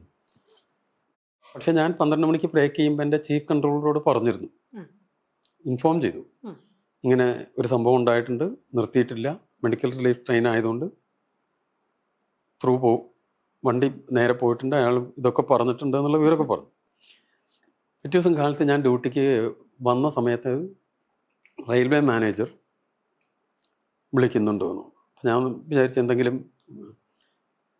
അപ്പം നേരെ അദ്ദേഹത്തിൻ്റെ അടുത്ത് ചെന്ന എന്നോട് എന്താ പറഞ്ഞതെന്ന് വെച്ചാൽ, ഇന്നലെ നിങ്ങൾ ആ വണ്ടി നിർത്തിയിരുന്നെങ്കിൽ എനിക്ക് നിങ്ങളെ ചിലപ്പോൾ സസ്പെൻഡ് ചെയ്യേണ്ട വന്നിട്ടുണ്ടാവും. എന്താണെന്ന് വെച്ചാൽ ഇതിനെപ്പറ്റി എന്തെങ്കിലും ഒരു എൻക്വയറി വരുമ്പോൾ അങ്ങനെയാണ് അത് ഇൻ്റർപ്രറ്റ് ചെയ്യുക. അദ്ദേഹത്തിന് ആ സ്പോട്ടിലേക്ക് പോകണമെങ്കിൽ അദ്ദേഹത്തിൻ്റെതായ വഴിക്ക് വേറെ ഏത് രീതിയിൽ വേണമെങ്കിൽ പോവാം. നമ്മളതിനു വേണ്ടി ഡിലേ ചെയ്യിച്ചു, എന്തിന് ഡിലേ ചെയ്തു എന്നുള്ള ചോദ്യത്തിന് നമുക്ക് ആൻസർ ചെയ്യാൻ പറ്റില്ല. നിങ്ങൾ അങ്ങനെ ചെയ്ത് നന്നായിരുന്നു. പക്ഷേ നമ്മൾ ആ സമയത്ത് അനുഭവിക്കുന്ന ഒരു മാനസികമായൊരു സമ്മർദ്ദമുണ്ട്. എന്താണെന്ന് വെച്ചാൽ നമ്മളെക്കാൾ വളരെ ടോപ്പ് ലെവലിലുള്ള ഒരാളാണ് പറയുന്നത്, നമ്മളൊന്ന് വേവർ ചെയ്ത് ശരി 1 മിനിറ്റ് നിർത്തിക്കോ എന്ന് പറഞ്ഞാൽ അപ്പം ഇങ്ങനെയൊക്കെയുള്ള വളരെ വിചിത്രമായിട്ടുള്ള. അതേപോലെ ഒരു ഓയിൽ ടാങ്ക് ട്രെയിൻ തീ പിടിച്ചു, ട്രെയിൻ കത്തുകയാണെന്ന് പറഞ്ഞാൽ വളരെ എണ്ണയിൽ ലീക്ക് ഉണ്ട്, പുകയും ഇതുമൊക്കെ വരുന്നു എന്ന് പറയുമ്പോൾ അത് ത്രൂ സിഗ്നൽ ഇട്ടേക്കാണ് കഞ്ചിക്കോട് സ്റ്റേഷൻ. ആ സിഗ്നലിൽ ഇതിങ്ങനെ ത്രൂ വരുന്നുണ്ട്. സ്റ്റേഷൻ മാസ്റ്റർ ഗേറ്റിൽ നിന്നാണ് പറഞ്ഞത് 50ാമത്തെ വാഗണിൽ തീ പിടിച്ചിട്ടുണ്ട്. എങ്ങനെയാണ് തീ പിടിച്ചതെന്ന്. അപ്പോൾ സ്റ്റേഷൻ മാസ്റ്റർ ത്രൂ സിഗ്നൽ ഇട്ടേക്കാണ് എന്ത് ചെയ്യും, 50ാമത്തെ വാഗണിൽ തീ ഉണ്ടെന്ന് പറഞ്ഞു. തീ ഉണ്ടെങ്കിൽ അത് ഓടുമ്പോൾ കൂടുകയല്ലോ. 50ൻ്റെ ഇപ്പുറത്ത് 49 വാഗണിലും ഇതേ ഫ്യൂവൽ തന്നെയാണല്ലോ ഉള്ളത് പുറകിൽ. അപ്പോൾ നമുക്ക് എന്ത് ചെയ്യും, ഈ ത്രൂ സിഗ്നൽ ഇട്ടത് പെട്ടെന്ന് കട്ട് ചെയ്തിട്ടുണ്ടെങ്കിൽ ഈ ലോക്കോ പൈലറ്റിന് എമർജൻസി ബ്രേക്ക് ചെയ്താൽ ചിലപ്പോൾ കൊളൈഡ് ചെയ്യും, വലിയ പ്രശ്നമുണ്ട്. ഞാൻ പറഞ്ഞു അത് ഈ വാക്കി ടോക്കിയുള്ള കാലത്താണ്. വാക്കി ടോക്കിയിൽ ഡ്രൈവറോട് നിങ്ങൾ പറയൂ, സിഗ്നലൊന്നും ചെയ്യണ്ട, വാക്കി ടോക്കിയിൽ വിളിച്ച് പറഞ്ഞ അയാളോട് ഇങ്ങനെ തീയുണ്ട് നിർത്താൻ പറയും. അപ്പോൾ ഇയാൾ പറഞ്ഞു, വാക്കി ടോക്കിയിൽ പറഞ്ഞിട്ട് ഈ സിഗ്നലൊക്കെ കഴിഞ്ഞ് കുറേയും കൂടെ ഇങ്ങോട്ട് നീങ്ങിയിട്ടാണ് നിന്ന് പിന്നെ അത് അവിടെ അഴിച്ചു മാറ്റി. ഭാഗ്യത്തിന് വേറെ കുഴപ്പമൊന്നുമില്ലാതെ. പക്ഷെ അതുവരെ നമുക്ക് ടെൻഷനാണ്. എന്താ ഈ 50ാമത്തെ ഒരു വാഗണിൽ തീ ഉണ്ട് എന്ന് പറയുമ്പോൾ അപ്പുറത്തേക്കോ അത് വരുമോ, എന്ത് സംഭവിക്കാമല്ലോ, അത് എത്രയോ പൊട്ടിത്തെറിക്കാം, വലിയ അപകടമല്ലേ. അപ്പം ഇങ്ങനെ നമ്മൾ ഭയങ്കര ടെൻഷനിൽ ആക്കുന്ന പല തരത്തിലുള്ള പ്രശ്നം കൊണ്ടായിരിക്കും. ഇത് വേറെ തരത്തിലുള്ള കാര്യമായിരിക്കാം. ഈ കൺട്രോളറിൻ്റെ ഡ്യൂട്ടി വലിയ പ്രഷറിലാവുന്നതിൻ്റെ കാരണങ്ങൾ ഇതൊക്കെയാണ്. അപ്പം അതിന് ആ ജോലിയിൽ വേറെ അതിന് പരിഹാരങ്ങളൊന്നുമില്ല. ആ ജോലിയുടെ ഒരു സ്വഭാവം കൂടിയാണ്. ജോലിയുടെ ചില ജോലികളുടെ ഒരു പ്രശ്നമുണ്ടല്ലോ, ഇത് ഒഴിവാക്കാൻ പറ്റുമോ എന്ന് വെച്ചാൽ അങ്ങനെ തോന്നിയിട്ടുണ്ടോ? എന്താ വേണ്ട ഒഴിവാക്കാമായിരുന്നു, ഇതിൽ വരേണ്ടിയിരുന്നില്ല, അങ്ങനെയൊക്കെ തോന്നിയിട്ടുണ്ടോ? അല്ല, ആദ്യം നമുക്കത് ഒരു ത്രില്ലായിട്ട് തോന്നും. കയറിക്കഴിഞ്ഞാൽ ആദ്യത്തെ നമ്മൾ പറഞ്ഞ വണ്ടി നിൽക്കണു, നമ്മൾ പറയുമ്പോൾ വണ്ടി വിടണു, ഇതൊക്കെ നമ്മൾ വളരെ മെറ്റിക്കുലസ് ആയിട്ട് പ്ലാൻ ചെയ്ത് നല്ല രീതിയിൽ പല ഇത് കാര്യം ചെയ്യണം. അപ്പോൾ നമുക്ക് ത്രില്ലിംഗ് ആയിരിക്കും, ബോറടിക്കില്ല ഒരിക്കലും. എനിക്കൊരിക്കലും അത് ബോറടിച്ചിട്ടോ വേണ്ടായിരുന്നു എന്ന് തോന്നിയിട്ടില്ല. Was very happy. പക്ഷേ ഭയങ്കര ടെൻഷൻ ഉണ്ടാവും. നമ്മൾ ആ ജോലിയുടെ തന്നെ ഇതുണ്ടല്ലോ, നമ്മുടെ ഫാമിലിയുള്ളവർക്കൊക്കെ വലിയ ബുദ്ധിമുട്ടാവും നമ്മളെ. എന്താണെന്ന് വെച്ചാൽ നമ്മൾ ഈ ഒരു ബോധത്തിലാവും ഇവരോടൊക്കെ സംസാരിക്കുന്നു. ഞാൻ മുമ്പ് ഒരു ഇതിൽ പറഞ്ഞാൽ നമ്മൾ ഈ പരപ്പനങ്ങാടി എന്ന് വിളിച്ചാൽ തിരിച്ച് പരപ്പനങ്ങാടി എന്ന് പറയുന്ന പോലെ അച്ഛാന്ന് മകൻ വിളിച്ചാൽ തിരിച്ച് അച്ഛാന്ന് അങ്ങോട്ട് വിളിക്കുന്ന തരത്തിൽ അതിൻ്റെ അങ്ങനത്തെ ഒരുപാട് പ്രശ്നങ്ങൾ ഇതിൽ ഉണ്ടാവും. പിന്നെ എന്താണെന്ന് വെച്ചാൽ ഒരു നോർമൽ അല്ലാത്ത ഇത് വരുമ്പോഴാണ് ഇപ്പം വന്യമൃഗങ്ങൾ, അതേപോലെ എന്തെങ്കിലും സിഗ്നൽ തകരാറ് വരുന്നത്. ഇത്രയും വലിയ രീതിയിൽ പുരോഗമിച്ച സിഗ്നലിംഗ് ഫെസിലിറ്റീസ് ഒക്കെ ഉണ്ടായിട്ടും നല്ലൊരു ഇടിമിന്നൽ വന്നാൽ എന്തെങ്കിലുമൊക്കെ ഫെയിലിയർ ആവും. ഇപ്പോൾ കൺട്രോളേഴ്സ് ഏറ്റവും ഭയപ്പെടുന്ന ഒരു സമയം എന്താണെന്ന് വെച്ചാൽ ആദ്യം മഴ തുടങ്ങുന്ന സമയമുണ്ട്, ജൂണിൽ. ഉറപ്പാണ് ആദ്യത്തെ മഴയോടനുബന്ധിച്ച് കുറേ ഫെയിലിയേഴ്സ് ഉണ്ടാവും. അപ്പോൾ വണ്ടികൾ അവിടെ ഇവിടെ ഒക്കെ നിൽക്കും, നമ്മൾ ആകെ പ്രശ്നത്തിലാവും അതൊക്കെ ശരിയാക്കാൻ. അങ്ങനെയുള്ള കാര്യങ്ങളുണ്ടാവും. പിന്നെ ചിലത് ഇപ്പോൾ ഒറ്റയാൻ ഉണ്ടെന്ന് പറഞ്ഞിട്ട് ട്രാക്ക് മാൻ പോവാതിരിക്കുകയാണ്. അപ്പം നമ്മുടെ മേലധികാരികളുടെ ഇൻസ്ട്രക്ഷൻ അയാളെ സസ്പെൻഡ് ചെയ്യുമോ അല്ലെങ്കിൽ അയാളോട് പോകാൻ പറയും. അപ്പം നമ്മളുടെ ഒരു മനുഷ്യനെന്നുള്ള നിലയിൽ നമ്മുടെ ഒരു അവസ്ഥയുണ്ടല്ലോ. ഇപ്പോൾ ഒരു കാടിൻ്റെ ഉള്ളിലേക്കുള്ള ലൈനാണ്, ഒറ്റയാനുണ്ട്. അപ്പോൾ ഇയാളോട് പോകാൻ ഈ മോളെന്ന് പറയുന്ന ആൾ നേരിട്ട് പറയുന്നില്ല, പറയുന്നത് നമ്മളാണ്. ആ പോണ ആൾ വിചാരിക്കുന്ന വെച്ചാൽ കൺട്രോളർ പറഞ്ഞു എന്നാണ് പറയുക അയാളോട്. ഈ കൺട്രോളർ ഒരു മെഗാഫോൺ ഇത് പറയാൻ നിർബന്ധിതനാവണം. അപ്പം അങ്ങനെയൊക്കെയുള്ള പ്രശ്നങ്ങളൊക്കെ അതിൽ പലപ്പോഴും വരും. വേറൊരു സംശയം, അതായത് ഇപ്പോൾ മെട്രോ ട്രെയിനുകളിലൊക്കെ ആണെന്നുണ്ടെങ്കിൽ അതിനുള്ളിൽ അനൗൺസ്മെന്റ് ഉണ്ടല്ലോ, ആൾക്കാർക്ക് അറിയാം സ്റ്റേഷൻ വരുന്നു എന്നുള്ളത് മാത്രമല്ല, എന്തെങ്കിലും എമർജൻസി ഉണ്ടാവുകയാണെങ്കിൽ ഡിലേ ആവുകയാണെങ്കിലും ഒക്കെ അതിനകത്ത് പറയാലോ. അല്ലാത്ത ട്രെയിനുകളിൽ അങ്ങനത്തെ സംവിധാനങ്ങൾ വരാനുള്ള സാധ്യത ഉണ്ടോ, അതോ അങ്ങനത്തെ എന്തെങ്കിലും സംവിധാനങ്ങൾ ഉണ്ടോ? ഇപ്പോ എല്ലാം അങ്ങനെ ഏതോ ചില ട്രെയിനിലും വന്ദേ ഭാരതിലൊക്കെ അനൗൺസ്മെന്റ് ഉണ്ട്. അതുപോലെ എല്ലാ ട്രെയിനിലും വരാവുന്നുള്ളൂ. ഈ പറഞ്ഞ കാര്യങ്ങളൊന്നും അസാധ്യമായിട്ടുള്ളതല്ല. ശരിക്ക് നമ്മുടെ റെയിൽവേ ടെക്നോളജി ഇപ്പോൾ ലഭ്യമായിട്ടുള്ള ഉപയോഗിച്ചാൽ നല്ല രീതിയിൽ, വളരെ ഫ്രാങ്കായിട്ട് പറഞ്ഞാൽ നമ്മുടെ എല്ലാ യാത്രാ വണ്ടികളും വന്ദേ ഭാരത് മോഡലിൽ ആക്കാവുന്നതും ആക്കേണ്ടതുമാണ്. ആക്കേണ്ടതാണ്. ഞാൻ ഈ ടൈം ടേബിൾ റിവിഷൻ ഇതിൽ പോയ കാലത്ത് അന്ന് ഇത്തരത്തിൽ വണ്ടികളുടെ വേഗത വർദ്ധിപ്പിക്കണമെന്ന് പ്രപ്പോസൽ കൊടുത്ത ആളാണ്. സ്റ്റോപ്പുകൾ പരമാവധി അവോയ്ഡ് ചെയ്ത് വേഗത്തിലുള്ള വണ്ടികൾ ഒഴുകും, ബാക്കി മറ്റ് യാത്രക്കാർക്ക് അതനുസരിച്ചുള്ള മറ്റ് വണ്ടികളുമായിട്ടുള്ള ഇതൊക്കെ സബ്മിറ്റ് ചെയ്തതാണ് ആ കാലത്ത്. സാധ്യമാണ്, ഒരു സംശയമില്ല, സാധ്യമാണ്. ഇപ്പോൾ 81 ഞാൻ റെയിൽവേ ചേരുമ്പോൾ ഉള്ളതെന്ന് ഈ 2016 35 കൊല്ലം കഴിഞ്ഞ് റിട്ടയർ ചെയ്യുമ്പോഴും പല സെക്ഷൻ്റെയും സ്പീഡ്, അതിൽ അലവ് ചെയ്യുന്ന പരമാവധി സ്പീഡിൽ കാര്യമായ വ്യത്യാസമൊന്നും വന്നിട്ടില്ല. 5 കിലോമീറ്ററൊക്കെ പോയി. 100 ഉള്ളത് 105, ഇപ്പോൾ അത് 110. ഓക്കെ. ഇതേ സമയത്ത് ലോകത്തിലെ മറ്റ് രാജ്യങ്ങളിലൊക്കെ വലിയ തോതിൽ മാറ്റങ്ങൾ വന്നിട്ടുണ്ട്. അതുപോലെ ട്രെയിനുകളുടെ കാര്യത്തിൽ, ട്രെയിനുകളുടെ ഡിസൈനിൻ്റെ കാര്യത്തിൽ ഇപ്പോൾ വന്ദേ ഭാരത് നമ്മൾ ഓടിച്ചു തുടങ്ങിയത്, ആളുകൾ ഉപയോഗിച്ച് തുടങ്ങിയപ്പോഴാണല്ലോ കുറച്ച് വേഗം പോകുന്നതിൻ്റെ സൗകര്യം യാത്രക്കാർക്ക് മനസ്സിലാവുന്നത്. ഇപ്പോൾ ആരും എന്തിനത്ര വേഗം പോയിട്ടെന്ന് ചോദിക്കുന്നത് എനിക്ക് തോന്നുന്നില്ല, അല്ലേ? അങ്ങനത്തെ ഒരു ചോദ്യം ഉണ്ടായിരുന്നില്ലേ ഇവിടെ? എന്താണ് ഇത്ര തിരക്ക്, എന്തിനാ വേഗം പോയിട്ട് പതുക്കെ പോയാൽ പോരെ? ഇപ്പോൾ ആരും അങ്ങനെ ചോദിക്കില്ല. എന്ന് വെച്ചാൽ അതിൽ പോയി കുറച്ചും കൂടെ, ഇപ്പോൾ എനിക്ക് തോന്നുന്നു എറണാകുളത്ത് നിന്ന് തിരുവനന്തപുരത്തേക്ക് വന്ദേ ഭാരത് പോയ ഒരു 3 മണിക്കൂർ കൊണ്ട് എത്താം. ശരിക്കും അത്രയേ ആവശ്യമുള്ളൂ. രണ്ട് കാര്യം, ഞാൻ ഈ ടൈം ടേബിൾ ഇതിൽ വർക്ക് ചെയ്യുമ്പോൾ അതിലൊക്കെ ചെല്ലുമ്പോൾ തുടക്കകാലത്തെ ചെയ്ത ചില കാര്യങ്ങൾ എന്താണെന്ന് വെച്ചാൽ, റെയിൽവേ ഒരുപാട് എക്സ്ട്രാ ടൈം, കുഷൻ ടൈം എന്ന് പറയും, അതാണ് അതിൽ ഉപയോഗിക്കുന്നത്. ഒരു മുൻപിലും പുറകിലും ഇടും. മുമ്പിലും പുറകിലും ഇടയ്ക്കും ഒക്കെ ഇടും. ഇത് ചെയ്തിട്ട് ലേറ്റായിട്ടുള്ള വണ്ടികളൊക്കെ അതിൻ്റെ ഫൈനൽ ഡെസ്റ്റിനേഷനിൽ റൈറ്റ് ടൈം എത്തിയതായിട്ട് കാണിക്കും. ഇപ്പം മാംഗ്ലൂരിൽ നിന്ന് തിരുവനന്തപുരത്തേക്ക് വരുന്ന ഒരു വണ്ടി വഴിയിലൊക്കെ ലേറ്റ് ആയിരിക്കും, പക്ഷെ തിരുവനന്തപുരത്ത് എത്തുമ്പോൾ അത് കുറച്ച് നേരത്തെ പോലും ആവാം. അപ്പോൾ ഇത് ചെയ്യുന്നത് ഇതിൽ പലപ്പോഴും യാത്രക്കാരൊക്കെ ധരിക്കുന്നതെന്ന് വെച്ചാൽ വണ്ടി റണ്ണിങ്ങിൽ മേക്കപ്പ് ചെയ്ത് എത്തിയത്. റണ്ണിങ്ങിൽ മേക്കപ്പ് ചെയ്യാൻ പറ്റില്ല. എന്താണെന്ന് വെച്ചാൽ ഈ പറഞ്ഞ സ്പീഡിൽ കൂടുതൽ വണ്ടി ഓടിക്കാൻ പാടില്ല. ലോക്കോ പൈലറ്റ് കുറേ കൂടെ ഓവർ സ്പീഡിലൊന്നും ഓടിക്കാൻ പറ്റില്ല. ഇപ്പം 80 കിലോമീറ്റർ സ്പീഡിൽ ഒരു സെക്ഷനിൽ പോവാമെങ്കിൽ 80 പരമാവധി പോകാൻ പറ്റില്ല. 79, 80 തൊടാതെ അയാൾ പോകും. അല്ലെങ്കിൽ 100 ആണെങ്കിൽ 99, 100 എന്നുള്ള റേഞ്ചിൽ, 110 ആണെങ്കിൽ 110 വരെ ഇയാൾക്ക് പോകാനൊക്കെ ഉള്ളൂ. അപ്പോൾ റണ്ണിങ്ങിൽ കവർ ചെയ്യുന്നതല്ല, കവർ അപ്പ് ടൈം വെച്ചിട്ട്. അപ്പം കവർ ടൈം ഒരു ചെറിയ തോതിൽ കവർ ടൈം ആവശ്യമുണ്ട്, പക്ഷേ അമിതമായിട്ട് കവർ ടൈം വെച്ചിട്ട്.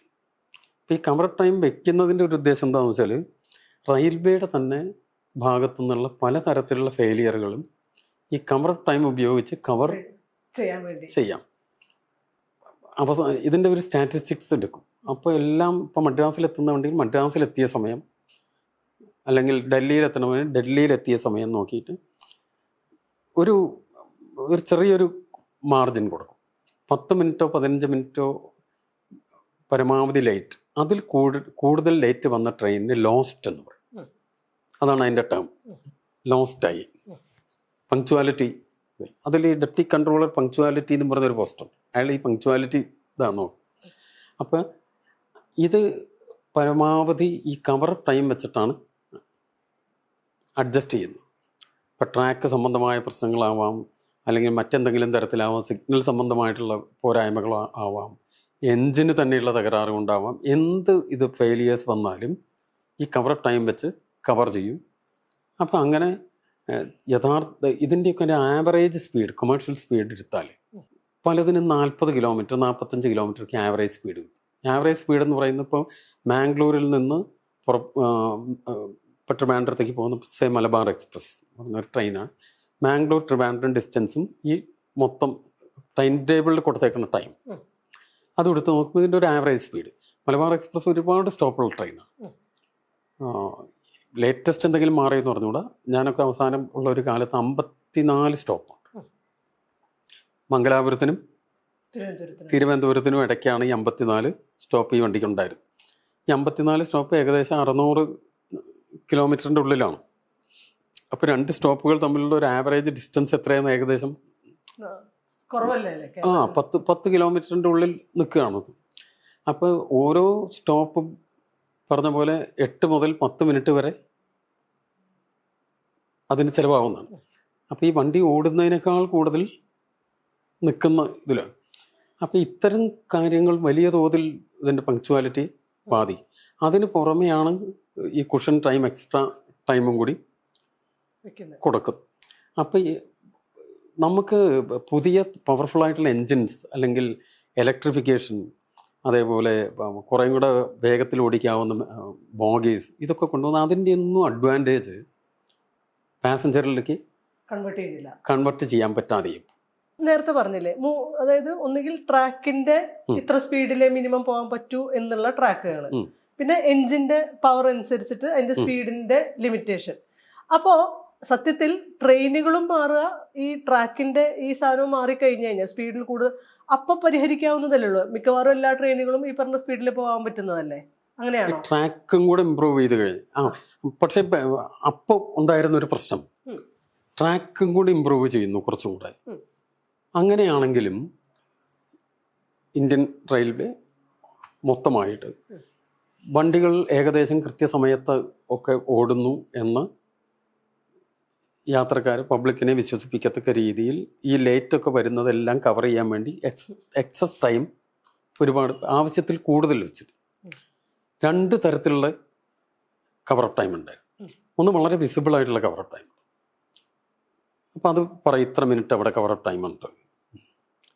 രണ്ടാമത് കവർ ടൈം എന്താണെന്ന് വെച്ചാൽ ഹിഡൻ ആയിട്ടുള്ള കവർ ടൈം. അത് പുറത്ത് കവർ ടൈമായിട്ട് മനസ്സിലാവില്ല. അത് ചെയ്യുന്നത് എന്താണെന്ന് വെച്ചാൽ 2 സ്റ്റേഷനുകൾക്ക് തമ്മിൽ 6 മിനിറ്റ് വേണ്ടെങ്കിൽ ഒരു 7 മിനിറ്റ് കൊടുത്തിട്ടുണ്ട്. ഇതൊക്കെ ടൈം ടേബിൾ കൺട്രോളർമാർ തന്നെയാണ് ചെയ്യുന്നത്. ഒരു മിനിറ്റ് അധികം അവിടെയും ഇവിടെയൊക്കെ ഇങ്ങനെ വെതറി കൊടുക്കും. ഇപ്പോൾ ഇവിടുന്ന് ഡൽഹി വരെ പോകുന്ന ഒരു വണ്ടിക്ക് ഇതൊരു എല്ലാ സ്റ്റേഷനിലും കൊടുക്കില്ല. ഓരോ സ്ഥലത്ത് അവിടെയും ഇവിടെയൊക്കെ കൊടുത്ത് വെച്ചിട്ടുണ്ടെങ്കിൽ ഒരു 10, 200, 300 മിനിറ്റൊക്കെ അങ്ങനത്തെ ഒരു കവർ ടൈം ഉണ്ടാവും. അത് വിസിബിൾ ആയിരിക്കില്ല പലപ്പോഴും. അപ്പോൾ ഇത് ഞാൻ 2000 ആ പോസ്റ്റിൽ ചെന്ന സമയത്ത് ഇതിൽ ഞങ്ങൾക്ക് നല്ലൊരു ടീമുണ്ടായിരുന്നു. നമ്മളെ ഹെഡ് ചെയ്തിരുന്ന ആളുകൾ വളരെ പോസിറ്റീവായിട്ട് ഇതിനെ ഒന്ന് മാറ്റി വണ്ടികൾ സ്പീഡപ്പ് ചെയ്യണം എന്നതായിരുന്നു. അപ്പോൾ അന്ന് കേരളത്തിൽ കൂടി ഓടുന്ന സദേൺ റെയിൽവേ തന്നെ, കേരളത്തിൽ നിന്നല്ല, സദേൺ റെയിൽവേയുടെ പെർസ്പെക്റ്റീവിൽ സൂപ്പർ ഫാസ്റ്റ് ട്രെയിനുകൾ വളരെ കുറവായിരുന്നു. ഇപ്പോൾ പോകുന്ന പല ട്രെയിനുകളും അന്ന് സൂപ്പർ ഫാസ്റ്റ് ആയിരുന്നില്ല. അപ്പോൾ കുറച്ച് ട്രെയിനുകളെ സൂപ്പർ ഫാസ്റ്റ് ആക്കാമെന്നാണ് അതിൻ്റെ ആദ്യത്തെ ഒരു അജണ്ടയായിട്ട് തീരുമാനിച്ചത്. അപ്പോൾ അതിനായിട്ട് സെലക്ട് ചെയ്ത ഒരു ട്രെയിൻ നമ്മുടെ വളരെ പ്രസിദ്ധമായ നമ്പർ 20 മദ്രാസ് മെയിലിനെ സൂപ്പർ ഫാസ്റ്റ് ആക്കാൻ തീരുമാനിച്ചു. പക്ഷേ അന്ന് ഇപ്പുറത്തൊന്നും ഡബിൾ ചെയ്തിട്ടില്ല. എറണാകുളത്തു നിന്ന് അപ്പുറത്തേക്ക് ഡബിൾ ചെയ്തിട്ടില്ല. കൊല്ലത്തുനിന്ന് തിരുവനന്തപുരത്തേക്ക് ഡബിളിങ് നടക്കുന്നുണ്ട്. പല സ്ഥലത്തും ഡബിൾ ചെയ്യാതെ സിംഗിൾ ലൈനുണ്ട്. അപ്പോൾ ഇങ്ങനെയൊക്കെയുള്ളൊരു സമയത്താണ് ഇത് നടക്കുന്നത്. അതിന് സ്റ്റോപ്പും ഉണ്ട് കുറേ. ആ ട്രെയിനിന് പ്രത്യേകിച്ചും മാവേലിക്കര, ചെങ്ങന്നൂർ, തിരുവല്ല, ചങ്ങനാശ്ശേരി, കോട്ടയം, അങ്ങനെ ആ ബെൽറ്റിൽ ഇത്തിരി സ്റ്റോപ്പുള്ള. ഇപ്പുറത്ത് ഈ എറണാകുളം കഴിഞ്ഞാലേ കുറച്ചും കൂടെ അത് പിക്കപ്പ് ആവുള്ളൂ. ഒത്തിരി സ്റ്റോപ്പുള്ള ഒരു വണ്ടിയാണ്. ആ സ്റ്റോപ്പൊന്നും നമുക്ക് എടുക്കാൻ പറ്റില്ല. ഒത്തിരി ചലഞ്ചസ് ഉണ്ട്. അപ്പം ഞങ്ങളോട് ആദ്യം ഞങ്ങളുടെ കൂടെ ഉണ്ടായിരുന്ന ഞങ്ങളുടെ ഓഫീസേഴ്സ് തന്നെ പലരും പറഞ്ഞു അത് ട്രിവാൻഡ്രം മെയിലൊന്നും സൂപ്പർ ഫാസ്റ്റ് ആക്കുന്നത് ചിന്തിക്കേണ്ട, നടക്കില്ല. ഈ സൂപ്പർ ഫാസ്റ്റ് ആക്കുന്നതിൻ്റെ ഒരു യാർഡ് സ്റ്റിക്ക് ഉണ്ട്. അതെന്താണെന്ന് വെച്ചാൽ ഈ ആവറേജ് കൊമേഴ്ഷ്യൽ സ്പീഡ് 55 കിലോമീറ്ററോ അതിൽ കൂടുതലോ ആയാലാണ് സൂപ്പർ ഫാസ്റ്റ് കാറ്റഗറിയിൽ വരും ഇന്ത്യൻ റെയിൽവേ. അത് അത്ര വലിയ സൂപ്പർ ഫാസ്റ്റ് ആണെന്ന് വ്യക്തിപരമായിട്ട് എനിക്ക് അഭിപ്രായമില്ല. അത് വേറെ കാര്യം. ഒരു സൂപ്പർ ഫാസ്റ്റ് ആവണമെങ്കിൽ ഇപ്പം ഞാനൊക്കെ വിശ്വസിക്കുന്ന ഒരു 75 കിലോമീറ്റേഴ്സിൻ്റെ മേലെങ്കിലും ആവറേജ് കിട്ടുന്നതായിരിക്കണം. പക്ഷെ ഇന്ത്യൻ റെയിൽവേയുടെ യാർഡ് സ്റ്റിക്ക് എബോവ് 55 കിലോമീറ്റേഴ്സാണ്. ഇപ്പോൾ സൂപ്പർ ഫാസ്റ്റ് ആക്കിയാൽ റെയിൽവേയുടെ അഡ്വാൻറ്റേജ് എന്താണെന്ന് വെച്ചാൽ സൂപ്പർ ഫാസ്റ്റിന് ഒരു സർചാർജാണ്. ഒരു ട്രെയിൻ സൂപ്പർ ഫാസ്റ്റ് ആകുന്നതോടുകൂടി ആ ട്രെയിനിൽ നിന്ന് നമുക്ക് അന്നത്തെ ഒരു കണക്കാണ് പറയാം, 2000 കണക്ക് ഇപ്പോൾ പറ്റാതെ ഏകദേശം 2 കോടി രൂപ ഇൻകം കൂടുതലാവും. 2 crores ഒരു ട്രെയിൻ സൂപ്പർ ഫാസ്റ്റ് ആക്കി മാറ്റിയാലുണ്ട്. അപ്പം അങ്ങനെ കുറച്ച് ട്രെയിനുകൾ സൂപ്പർ ഫാസ്റ്റ് ആക്കി മാറ്റാൻ തീരുമാനിച്ചതിൽ പ്രധാന ട്രെയിനായിരുന്നു. അപ്പോൾ ഇതിൻ്റെ സമയം എവിടെയൊക്കെയാണ് ഇങ്ങനെ ഹിഡൻ ആയിട്ട് കിടക്കുന്നത്, അല്ലാതെ കിടക്കുന്നു നോക്കി കറക്റ്റ് ചെയ്ത്, അപ്പോൾ അത് വേഗത്തിൽ കൊണ്ടുവന്നാലും ചില പോയിന്റുകളിൽ നിന്ന് നേരത്തെ പോകാൻ പറ്റില്ല, പല പ്രശ്നങ്ങളും ഉണ്ടാവും. അപ്പം ആ ട്രെയിൻ ഇത്ര ഇന്ന സമയമാണ് അതിന് കൺവീനിയൻ്റ് ആയിട്ടുള്ളൊരു അറൈവൽ ഉണ്ടാവും. അപ്പം അതിന് നേരത്തെ നമ്മൾ ഓടിച്ച് ചെന്നാൽ പാസഞ്ചേഴ്സ് ഇഷ്ടപ്പെടില്ല. അപ്പം നമ്മൾ സൂപ്പർ ഫാസ്റ്റ് ആക്കാൻ വേണ്ടിയിട്ട് ഒരു ട്രെയിൻ ഈ യാത്രക്കാർക്ക് കൺവീനിയൻ്റ് അല്ലാത്തൊരു സമയത്ത് എത്തിക്കാനും പാടില്ല. പുറപ്പെടുന്ന സമയവും ഒരു കൺവീനിയൻറ്റ് ടൈം എന്ന് മാറ്റാൻ പറ്റില്ല. ഇങ്ങനത്തെ ഇങ്ങനെ ഒരുപാട്. പിന്നെ ചില പ്രത്യേക സ്ഥലങ്ങൾ ആ ട്രെയിൻ സർവ് ചെയ്യുന്നൊരു സെക്ടർ ഉണ്ടാവും. ആ സെക്ടറിലുള്ളവർക്ക് കൺവീനിയൻ്റ് ആയിരിക്കണം. ഇപ്പം കേരളത്തിലേക്ക് വരുന്ന ട്രെയിനും കേരളത്തിൽ നിന്ന് പോകുന്ന ട്രെയിനും തമ്മിൽ വ്യത്യാസം. കേരളം ഒരു ചിതറിക്കിടക്കുന്ന സിറ്റിയാണ്. ഇപ്പോൾ ഈ പറഞ്ഞ ട്രെയിനിൻ്റെ ഒരു ഉദാഹരണം പറഞ്ഞാൽ അതിൽ ഇവിടുന്ന് അങ്ങോട്ട് പോകുമ്പോൾ ചെന്നൈയിലേക്ക് പോകുന്ന സമയത്ത് ഏകദേശം ഒരു 90% ടിക്കറ്റ് റിസർവ് ചെയ്ത ടിക്കറ്റ്സ് ചെന്നൈയിലേക്കായിരിക്കും. അല്ലെങ്കിൽ അവർ മുമ്പേ ഇറങ്ങുന്ന ഒന്ന് ആവടിയിലോ അല്ലെങ്കിൽ കാട്ട്പാടിയിലോ ഇറങ്ങുന്ന കുറച്ച് സേലോ വളരെ കുറച്ചുണ്ടാവും. ഒരു കമ്പാർട്ട്മെൻറ്റിൽ നിന്ന് 2-3 പേരൊക്കെ ഇറങ്ങുന്നുണ്ടാവും. എന്നാൽ തിരിച്ചു വരുമ്പോൾ ഇതിൽ ഒരു കഷ്ടിച്ചൊരു 20% പേര് പോലും ട്രിവാൻഡ്രത്തേക്ക് ഉണ്ടാവില്ല. പാലക്കാട്, തൃശ്ശൂർ, എറണാകുളം, പിന്നെ ഈ പറഞ്ഞ ഓരോ സ്റ്റേഷനിലും ഒരു 10% ഒക്കെ തൃശ്ശൂരിലേക്ക് ഉണ്ടാവും, 20% കൊച്ചിയിലുണ്ടാവും, കോട്ടയത്തേക്ക് ഒരു 10. ഇങ്ങനെ ചെറിയ അവസാനത്തിൽ. അപ്പോൾ ഈ ഓരോ പോയിന്റിലും അവർ എക്സിസ്റ്റിംഗ് യൂസേഴ്സ് ഉണ്ടാവും. ആ എക്സിസ്റ്റിംഗ് യൂസേഴ്സിന് ഡിസ്റ്റർബ് ചെയ്യാതെ സമയം കൊടുക്കേണ്ടി വരും. പിന്നെ ഇതേ ട്രെയിൻ കമ്മ്യൂട്ടേഴ്സ് ഉപയോഗിക്കുന്നുണ്ടാവും, ലോക്കൽ. അപ്പോൾ അവരും വലിയ തോതിൽ ഡിസ്റ്റർബ് ചെയ്യാൻ പറ്റില്ല. അവരെ ഡിസ്റ്റർബ് ചെയ്യുകയാണെങ്കിൽ അവർക്ക് ഓൾട്ടർനേറ്റ് ഓപ്ഷൻസ് വേറെ കൊടുക്കണം. അപ്പം ഇങ്ങനത്തെ ഒത്തിരി കോംപ്ലിക്കേഷൻസ് ഉണ്ട്. പിന്നെ ഏറ്റവും കൂടുതൽ വണ്ടിയുടെ സ്പീഡ് കൂട്ടുമ്പോൾ അതിനെ റെസിസ്റ്റ് ചെയ്യുക ലോക്കോ പൈലറ്റ്സ്. അപ്പോൾ ലോക്കോ പൈലറ്റ്സ് റെസിസ്റ്റ് ചെയ്യണത് എന്താണെന്ന് വെച്ചാൽ ഇപ്പോൾ ഒരു 100 കിലോമീറ്റേഴ്സ് മാക്സിമം പോകാവുന്നൊരു ഇതിൽ ഒരു 2 തരം ടൈമിങ്സ് വർക്ക് ചെയ്യും. ഒന്നിന് പറയുന്നത് ഈ മാക്സിമം പെർമിസിബിൾ സ്പീഡിൽ അതിന് വേണ്ട ഒരു ടൈം. ബുക്ക്ഡ് സ്പീഡ് എന്ന് പറഞ്ഞ് മറ്റൊരു കൺസെപ്റ്റ്. അതൊരു 10% കുറയ്ക്കും സ്പീഡ്. 90 കിലോമീറ്റർ സ്പീഡിൽ പോയാൽ എത്ര സമയം വേണം? ഈ 90 കിലോമീറ്റർ പോയാൽ വേണ്ട സമയം ആണ് സാധാരണ നമ്മൾ ടൈം ടേബിളിൽ കൊടുക്കുക. പക്ഷേ 100 കിലോമീറ്റർ പോകുന്ന ഒരു സെക്ഷനാണ്. 99, 98, 100 അവന് പോവാം. അപ്പോൾ ഈ 90 കൊടുക്കേണ്ട കാര്യമില്ല. അത് നമുക്ക് ഉള്ള സൗകര്യം നമ്മൾ കുറച്ച് കാണും. അപ്പോൾ എന്തെങ്കിലും കാരണവശാൽ എൻജിൻ്റെ എഫിഷ്യൻസി അല്ലെങ്കിൽ എൻജിൻ അത്രയും സ്പീഡിലേക്ക് എത്താൻ പറ്റാതെ പോയതൊക്കെ കവർ ചെയ്യാൻ നമുക്ക്. അപ്പോൾ ഇങ്ങനത്തെ കുറേ കാര്യങ്ങൾ നമ്മൾ അല്പാൽപമായിട്ട് മാറ്റി അനാവശ്യമായിട്ട് അല്ലെങ്കിൽ ഹിഡൻ ആയിട്ട് കിടന്നിരുന്നത് കൊണ്ട് കുറച്ച് കവർ ടൈമുകളൊക്കെ കൊടുത്ത് അല്പാൽപമായിട്ടാണ് ഈ വണ്ടി മാറ്റി അത് സൂപ്പർ ഫാസ്റ്റ് ആക്കി. അത് സക്സസ്ഫുൾ ആയിരുന്നു. പാസഞ്ചേഴ്സിൻ്റെ ഭാഗത്തുനിന്ന് നല്ല റെസ്പോൺസ് ആയിരുന്നു. എന്താണെന്ന് വെച്ചാൽ ഇത് ഇത്രയേ ഉള്ളൂ. ഈ വണ്ടിയുടെ വേഗത കൂട്ടുമ്പോൾ ഇനീഷ്യലായിട്ട് ചെറിയ തോതിലുള്ളൊരു എതിർപ്പൊക്കെ വരും. കുറച്ച് കഴിഞ്ഞ് അത് ഉപയോഗിച്ച് തുടങ്ങുമ്പോൾ ആളുകൾക്ക് മനസ്സിലാവും ഇത് നല്ല കാര്യമാണല്ലോ. എന്താണെന്ന് വെച്ചാൽ 7:45 മദ്രാസിൽ എത്തുന്നത് 7 മണിക്ക് എത്തുകയാണെങ്കിൽ നല്ല കാര്യമില്ല.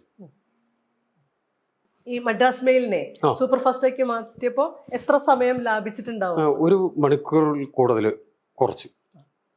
1 മണിക്കൂർ 1.5 മണിക്കൂറോളം, 1 മണിക്കൂർ 20 മിനിറ്റോ അങ്ങനെ കൃത്യമായിട്ട് ഞാൻ ഓർക്കില്ല, കുറേ മുമ്പേ ആയതുകൊണ്ട് 25 കൊല്ലമായില്ലേ. 1 മണിക്കൂറിലേറെ കുറച്ചാണ് സൂപ്പർ ഫാസ്റ്റ് ആക്കിയത്. നല്ല രീതിയിൽ അതിൻ്റെ യാത്രക്കാരുടെ ഭാഗത്തുനിന്ന് സപ്പോർട്ട് കിട്ടി. പിന്നെ അത് കഴിഞ്ഞ് പിന്നീട് ആ സമയത്ത് ആ വണ്ടി മാത്രമല്ല, സദേൺ റെയിൽവേയിൽ മറ്റ് തമിഴ്നാട് സൈഡിലുള്ള ചില വണ്ടികളും കൂടെ സൂപ്പർ ഫാസ്റ്റ് ആക്കിയത്. അപ്പം റെയിൽവേയുടെ ഏണിങ്സിലും വ്യത്യാസം വരും. എന്ന് വെച്ചാൽ എക്സിസ്റ്റിംഗ് ഫെസിലിറ്റീസിൽ വേറെ എക്സ്ട്രാ ഇൻവെസ്റ്റ്മെൻ്റ് ഒന്നും ചെയ്യാതെ ഇൻകം കൂടുന്നു. അതാണല്ലോ ചെയ്യുന്നത്. അടുത്ത വർഷം ഞങ്ങൾ കുറേയും കൂടെ വേറെ കുറച്ച് വണ്ടികളെ കൂടി വലിയ ഒരു പ്രൊജക്റ്റ് ആക്കിയിട്ടത് മാറ്റി.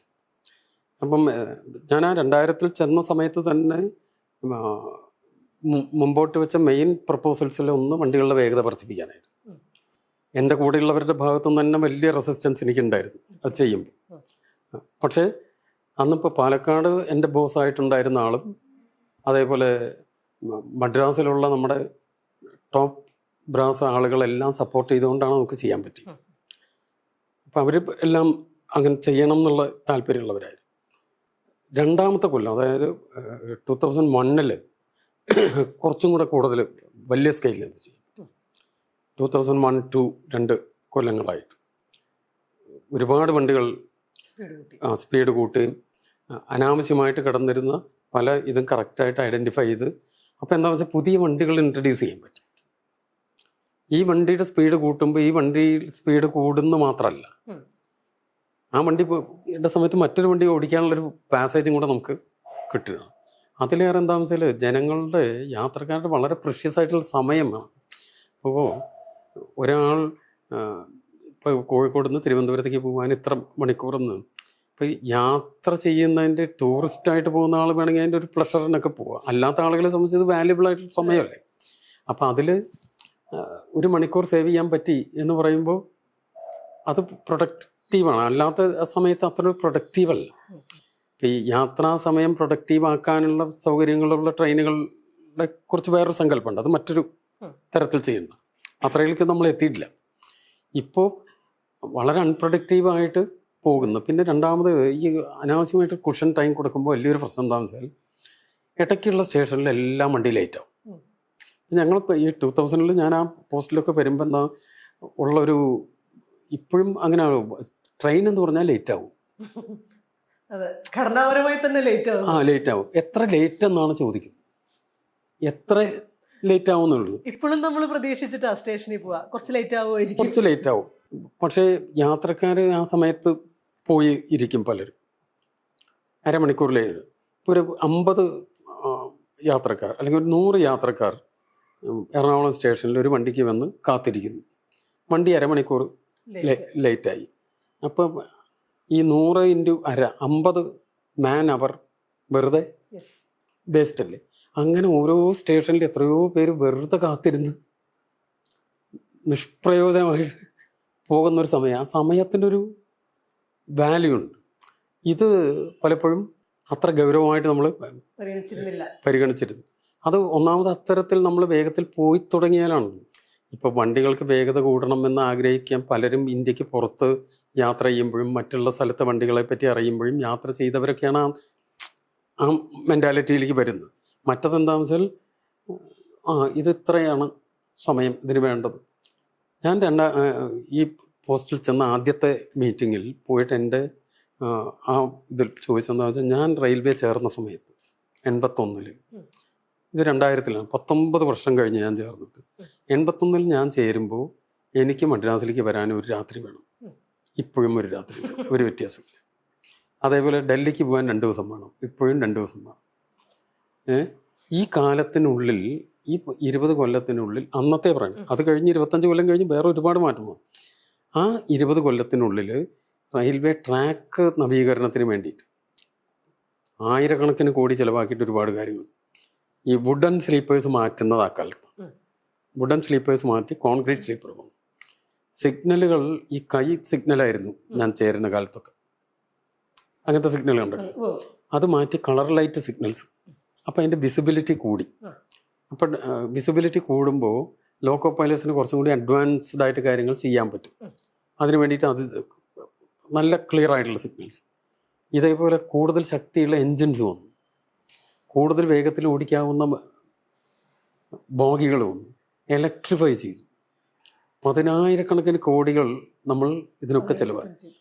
പക്ഷേ transit time same, transit time മാറ്റില്ല. അപ്പോൾ അത് മാറ്റാന്ന് പറഞ്ഞാൽ അപ്പോൾ ലോക്കോ പൈലറ്റ്സിൻ്റെ തന്നെ ഒരു മൈൻഡ് സെറ്റ് ഉണ്ടായിരുന്നു, ഇത് ഞങ്ങളുടെ അലൗഡ് ടൈമാണ്. അങ്ങനെയാണ് അവർ അന്ന് പറഞ്ഞിരുന്നത്. അപ്പോൾ അത് ഇന്ന സ്ഥലത്തുനിന്ന് ഇന്ന സ്ഥലത്തേക്ക് അത് ഞങ്ങൾക്ക് 8 minutes അലൗഡാണ്, അത് നിങ്ങൾ എങ്ങനെ കുറയ്ക്കും?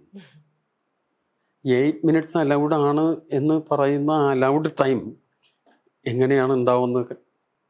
ഇതിന് മുമ്പുള്ള തരത്തിലുള്ള എൻജിൻസ് ഉപയോഗിക്കുമ്പോൾ അതിനേക്കാൾ പവർഫുൾ ആയിട്ടുള്ള എൻജിൻ വരുന്നു, ഇലക്ട്രിഫൈ ചെയ്യുന്നു, ട്രാക്ക് മെച്ചപ്പെടുന്നു. അപ്പോൾ നാച്ചുറലി ഈ ടൈമിൽ അതിൽ കുറയണ്ടേ? അപ്പം ടൈം കുറച്ച് കൂടുതൽ എഫക്റ്റീവായിട്ട് ഇത് എത്തിക്കാന്നുള്ളല്ലോ. അപ്പോൾ ഇതിന് ഒരുപാട് ആളുകളോട് സ്ട്രഗിൾ ചെയ്യേണ്ടി വരും. അതേപോലെ ഈ ട്രാക്കിലുള്ള മാക്സിമം സ്പീഡ് കൂട്ടാൻ എന്നതിനെ ഏറ്റവും കൂടുതൽ റെസിസ്റ്റ് ചെയ്യുക ട്രാക്ക് എഞ്ചിനീയേഴ്സ്. അവരൊരു തരത്തിലും സമ്മതിക്കില്ല. 90 ആണെങ്കിൽ അയ്യോ അതിൽ കൂടുതൽ അവരുടെ അവരെ കുറ്റമായിട്ട് പറയല്ല, ഒരേ ഡിപ്പാർട്ട്മെൻറ്റിൻ്റെ ഈ റെയിൽവേയിൽ ഇൻ്റർ ഡിപ്പാർട്ട്മെൻറ്റ് റൈവലറി ഏറ്റവും കൂടുതലുള്ള സ്ഥാപനം.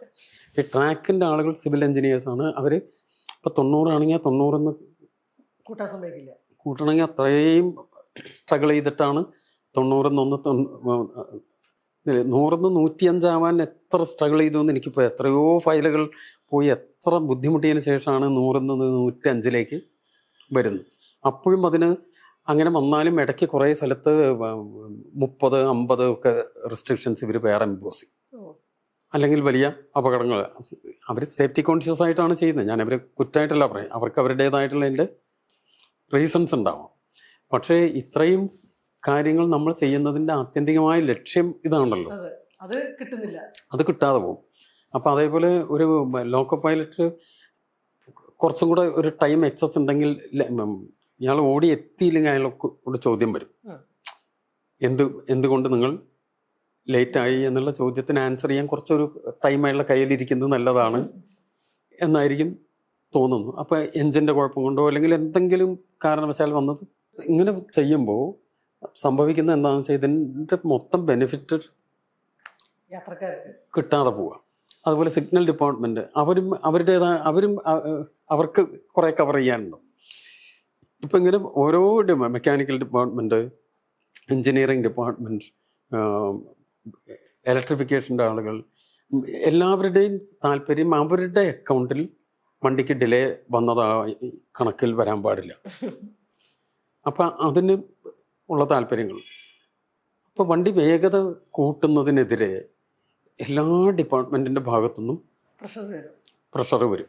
അപ്പോൾ വണ്ടി വേഗത കൂട്ടാൻ പോവുകയാണ്, ഇനിയിപ്പോൾ എന്താ ഉണ്ടാവാൻ പോണേന്ന് അറിയില്ല, എന്തൊക്കെയോ വലിയ അപകടങ്ങൾ സംഭവിക്കുന്നൊക്കെ പറയും. അപകടങ്ങൾ സംഭവിക്കുന്നത് ഡയറക്റ്റായിട്ട് ഈ വേഗതയായിട്ട് ബന്ധപ്പെടുത്തിയിട്ടുള്ള കാര്യങ്ങളല്ല, മറ്റു പല കാര്യങ്ങളും സംഭവിക്കാം. ഇതിൽ എല്ലാ സേഫ്റ്റി പ്രിക്കോഷൻസിൻ്റെയും ഉള്ളിൽ നിന്നുകൊണ്ട് കൂട്ടാവുന്നതേ ഉള്ളൂ. പെർമിറ്റ് ചെയ്ത വേഗതയ്ക്ക് ഉള്ളിൽ ഉള്ള കാര്യങ്ങളാണ് പറയുന്നത്. നമ്മളതിനപ്പുറത്ത് ഇപ്പോൾ 100 കിലോമീറ്റർ പെർമിറ്റ് ചെയ്ത സ്ഥലത്ത് 110 കിലോമീറ്ററിൽ പോകാനൊന്നും പറയുന്നില്ല, അങ്ങനെ അല്ലല്ലോ. അപ്പോൾ ഈ സ്ട്രഗിൾ എപ്പോഴും ഉണ്ടാവും. പിന്നെ പൊളിറ്റീഷ്യൻസിൻ്റെ ഭാഗത്തുനിന്ന് വണ്ടിയുടെ ചില സ്ഥലങ്ങളിൽ സമയം മാറ്റുമ്പോൾ വലിയ റെസിസ്റ്റൻസ് ഉണ്ടാവും. കമ്മ്യൂട്ടേഴ്സിൻ്റെ എക്സിസ്റ്റിംഗ് യൂസേഴ്സിൻ്റെ ഭാഗത്തുനിന്ന് കമ്മ്യൂട്ടേഴ്സ് വലിയ തോതിൽ ഏതെങ്കിലും സ്റ്റോപ്പൊക്കെ എടുക്കുകയാണെങ്കിൽ വലിയ റെസിസ്റ്റൻസ് വരും. അപ്പോൾ ഇതിനെയൊക്കെ ഫേസ് ചെയ്തുകൊണ്ട് വേണത് മറികടക്കാൻ. സത്യാഗ്രഹമൊക്കെ വരും ചില സമയത്ത്, ഒരു സ്റ്റോപ്പ് വിഡ്രോ ചെയ്തു എന്നൊക്കെ പറഞ്ഞു. ഇപ്പോൾ കേരളത്തിലാണെങ്കിൽ ഈ സ്റ്റോപ്പ് കൊടുത്താൽ, ഇപ്പം ഞങ്ങൾ അവിടെ തമാശയായിട്ട് പറയും, ഭസ്മാസുരന് വരം കൊടുത്ത പോലെയുള്ള അവസ്ഥ. കൊടുത്താൽ പിന്നെ ഒന്നും ചെയ്യാൻ പറ്റില്ല, ഏത് കാലത്തും എടുക്കാൻ പറ്റില്ല, ഒരു കാലത്തും എടുക്കാൻ പറ്റില്ല, കൊടുത്തൊരു സ്റ്റോപ്പ് എടുക്കാൻ പറ്റില്ല. അപ്പം ഞാൻ സ്റ്റോപ്പ് വേണ്ട എന്നുള്ള അഭിപ്രായക്കാരനല്ല, ജനങ്ങൾക്ക് വേണ്ടി തന്നെയാണല്ലോ ഈ സർവീസ് നടത്തുന്നത്. വണ്ടിക്ക് സ്റ്റോപ്പ് വേണം, ആളുകൾക്ക് കയറണം ഇറങ്ങി. പക്ഷേ ഈ റെയിൽവേ എന്ന് പറയുന്ന ഒരു മോഡ് ഓഫ് ട്രാൻസ്പോർട്ടിന് അതിൻ്റെ ഒരു അഡ്വാൻറ്റേജസ് ഉള്ള രീതിയിൽ അത് ഓപ്പറേറ്റ് ചെയ്യണമെങ്കിൽ ഈ 6 കിലോമീറ്ററും 10 കിലോമീറ്ററിനും ഇടയ്ക്ക് ഇത് നിർത്തിക്കൊണ്ടിരുന്നാൽ ഇനി എത്ര മാക്സിമം സ്പീഡ് നിന്നാലും അതിലിത് എത്തില്ല ഈ വണ്ടി. അതിലേക്ക് എത്തുന്നതിന് മുമ്പ് തന്നെ അടുത്ത സിഗ്നലാവും, നിർത്താറാവും. ഒരു മിനിമം ഒരു 10-50 കിലോമീറ്റർ അല്ലെങ്കിൽ 10-80 കിലോമീറ്റർ ഒക്കെ ഒറ്റ സ്ട്രെച്ചിൽ ഓടുമ്പോഴാണ് ഈ സ്പീഡിൻ്റെ അഡ്വാൻറ്റേജ് അതിന് കംപ്ലീറ്റ് കിട്ടുന്നത്. പിന്നെ എക്സിസ്റ്റിംഗ് ട്രെയിൻസിൻ്റെ കാര്യമാണ്. ഇപ്പോൾ വന്ദേ ഭാരത് റേക്ക് പോലെ കുറച്ചും കൂടെ ഒരു മോഡേണൈസ്ഡ് റേക്ക് ആണെങ്കിൽ അതിന് കുറച്ചും കൂടെ പെട്ടെന്ന് സ്പീഡ് പിക്കപ്പ് ചെയ്യാൻ പറ്റും. അതുപോലെ മറ്റതിൻ്റെക്കാൾ വേഗത്തിൽ അതിൻ്റെ മാക്സിമം സ്പീഡിൽ എത്താൻ പറ്റും. അതുപോലെ തന്നെ അത് അതിൻ്റെ ഡീസിലറേഷനും കുറയ്ക്കാൻ പറ്റും. എന്താണെന്ന് വെച്ചാൽ അതിന് എൻജിൻ ഇതിൽ തന്നെ ഇൻബിൽറ്റ് ആണ്. അതിൻ്റെ ടോട്ടൽ റേക്കിൻ്റെ ഡിസൈൻ അങ്ങനെയാണ്. നമ്മൾ മോഡേണൈസ് ചെയ്തു. നല്ല ഒരു കാര്യം എന്നോ ചെയ്യേണ്ട കാര്യങ്ങളായി. അപ്പൊ ഇങ്ങനത്തെ ഒരുപാട് സ്ട്രഗിൾ ഉണ്ടാവും. ഈ രണ്ട് ട്രെയിനും തമ്മിൽ കമ്പയർ ചെയ്യാറില്ലേ? നമ്മുടെ ഉള്ളിൽ ഓടുന്ന വന്ദേ ഭാരതും ജനശതാബ്ദിയും അതിന് സ്റ്റോപ്പ് കൂടുതൽ ഉള്ളത് കൊണ്ടാണ് ജനശതാബ്ദി ഏതാണ്ട് സിമിലർ ടൈമാണ്. സ്റ്റോപ്പ് കുറച്ചാൽ കൃത്യം അതേ സെയിം ടൈം ആണല്ലോ വരുന്നത്. റേക്കിൽ വ്യത്യാസമുണ്ട്. ഞാൻ ഈ പറഞ്ഞ ആക്സിലറേഷൻ ഡീസിലറേഷൻ്റെ പ്രശ്നം വരും. ജനശതാബ്ദി വേറെ സെപ്പറേറ്റ് ഒരു എഞ്ചിനൊക്കെ ആയിട്ട് തന്നെ ഓടുന്ന അതിൻ്റെ ഒരു രീതിയുണ്ട്. ഇത്രയും അഡ്വാൻസ് റേക്ക് അല്ലാതെ അതൊരു സ്റ്റോപ്പാണ് മെയിൻ കാരണം. ഈ സ്റ്റോപ്പ് കുറച്ചാൽ തന്നെ ഒരു പരിധി വരെ ഇതിൻ്റെ ഒപ്പം എത്താൻ പറ്റും. സ്റ്റോപ്പ് ഇപ്പം പറഞ്ഞില്ലേ, ഒരു സ്റ്റോപ്പ് എന്ന് പറഞ്ഞാൽ ഒരു 7 മുതൽ 8 മിനിറ്റ് വരെ മിനിമം ലാഭിക്കാൻ പറ്റും. അപ്പം അങ്ങനെ സ്ട്രഗിൾ ചെയ്തിട്ടാണ് ഇത്. അപ്പൊ ശരിക്കും പറഞ്ഞാൽ ഇത് സ്പീഡിൽ ഓടുന്ന ട്രെയിനുകൾക്ക് വേറൊരു അന്ന് നിങ്ങൾ പറഞ്ഞിട്ടുണ്ടായിരുന്നു ഒരു കോറിഡോറും അല്ലാത്ത സാധാരണ അതിന് വേറെ തന്നെ ഒരു രീതിയും വന്നാൽ തന്നെ കേരളത്തിൽ ഇത് പരിഹരിക്കപ്പെടുള്ളൂ, അല്ലാതെ വേറെ മാർഗങ്ങളില്ല. അപ്പം അങ്ങനെ ഈ 2000, 2001, 2002 കാലത്ത് നടത്തിയ മാറ്റങ്ങൾ സ്പീഡപ്പ് ചെയ്തതിൻ്റെ ഇതിൻ്റെയൊക്കെ പേരിൽ 2003 എനിക്ക് നാഷണൽ അവാർഡ് തരുന്നത്. ഈ വണ്ടികളുടെ വേഗത വർദ്ധിപ്പിച്ചതിനാണ്. ഇന്ത്യൻ റെയിൽവേയിൽ ഏറ്റവും നല്ല എംപ്ലോയിക്ക് തരുന്ന നാഷണൽ അവാർഡ് തന്നിട്ടുണ്ട് 2003. അപ്പം അതിന് ഈ ഒരു 3 കൊല്ലത്തെ പെർഫോമൻസ് നോക്കിയിട്ട് ഒത്തിരി കാര്യങ്ങൾ ചെയ്തിട്ടാണ്. പക്ഷേ നമ്മുടെ പ്രപ്പോസൽസിൻ്റെ ഒരു ചെറിയ അംശം നടപ്പാക്കിയിട്ടുള്ളൂ. നടപ്പാക്കാത്തതാണ് അധികം. പിന്നെ ഇപ്പോഴാണ് പിന്നെ ആ ഒരു മൈൻഡ് സെറ്റിലേക്കൊക്കെ കുറേ എത്തുന്നത്.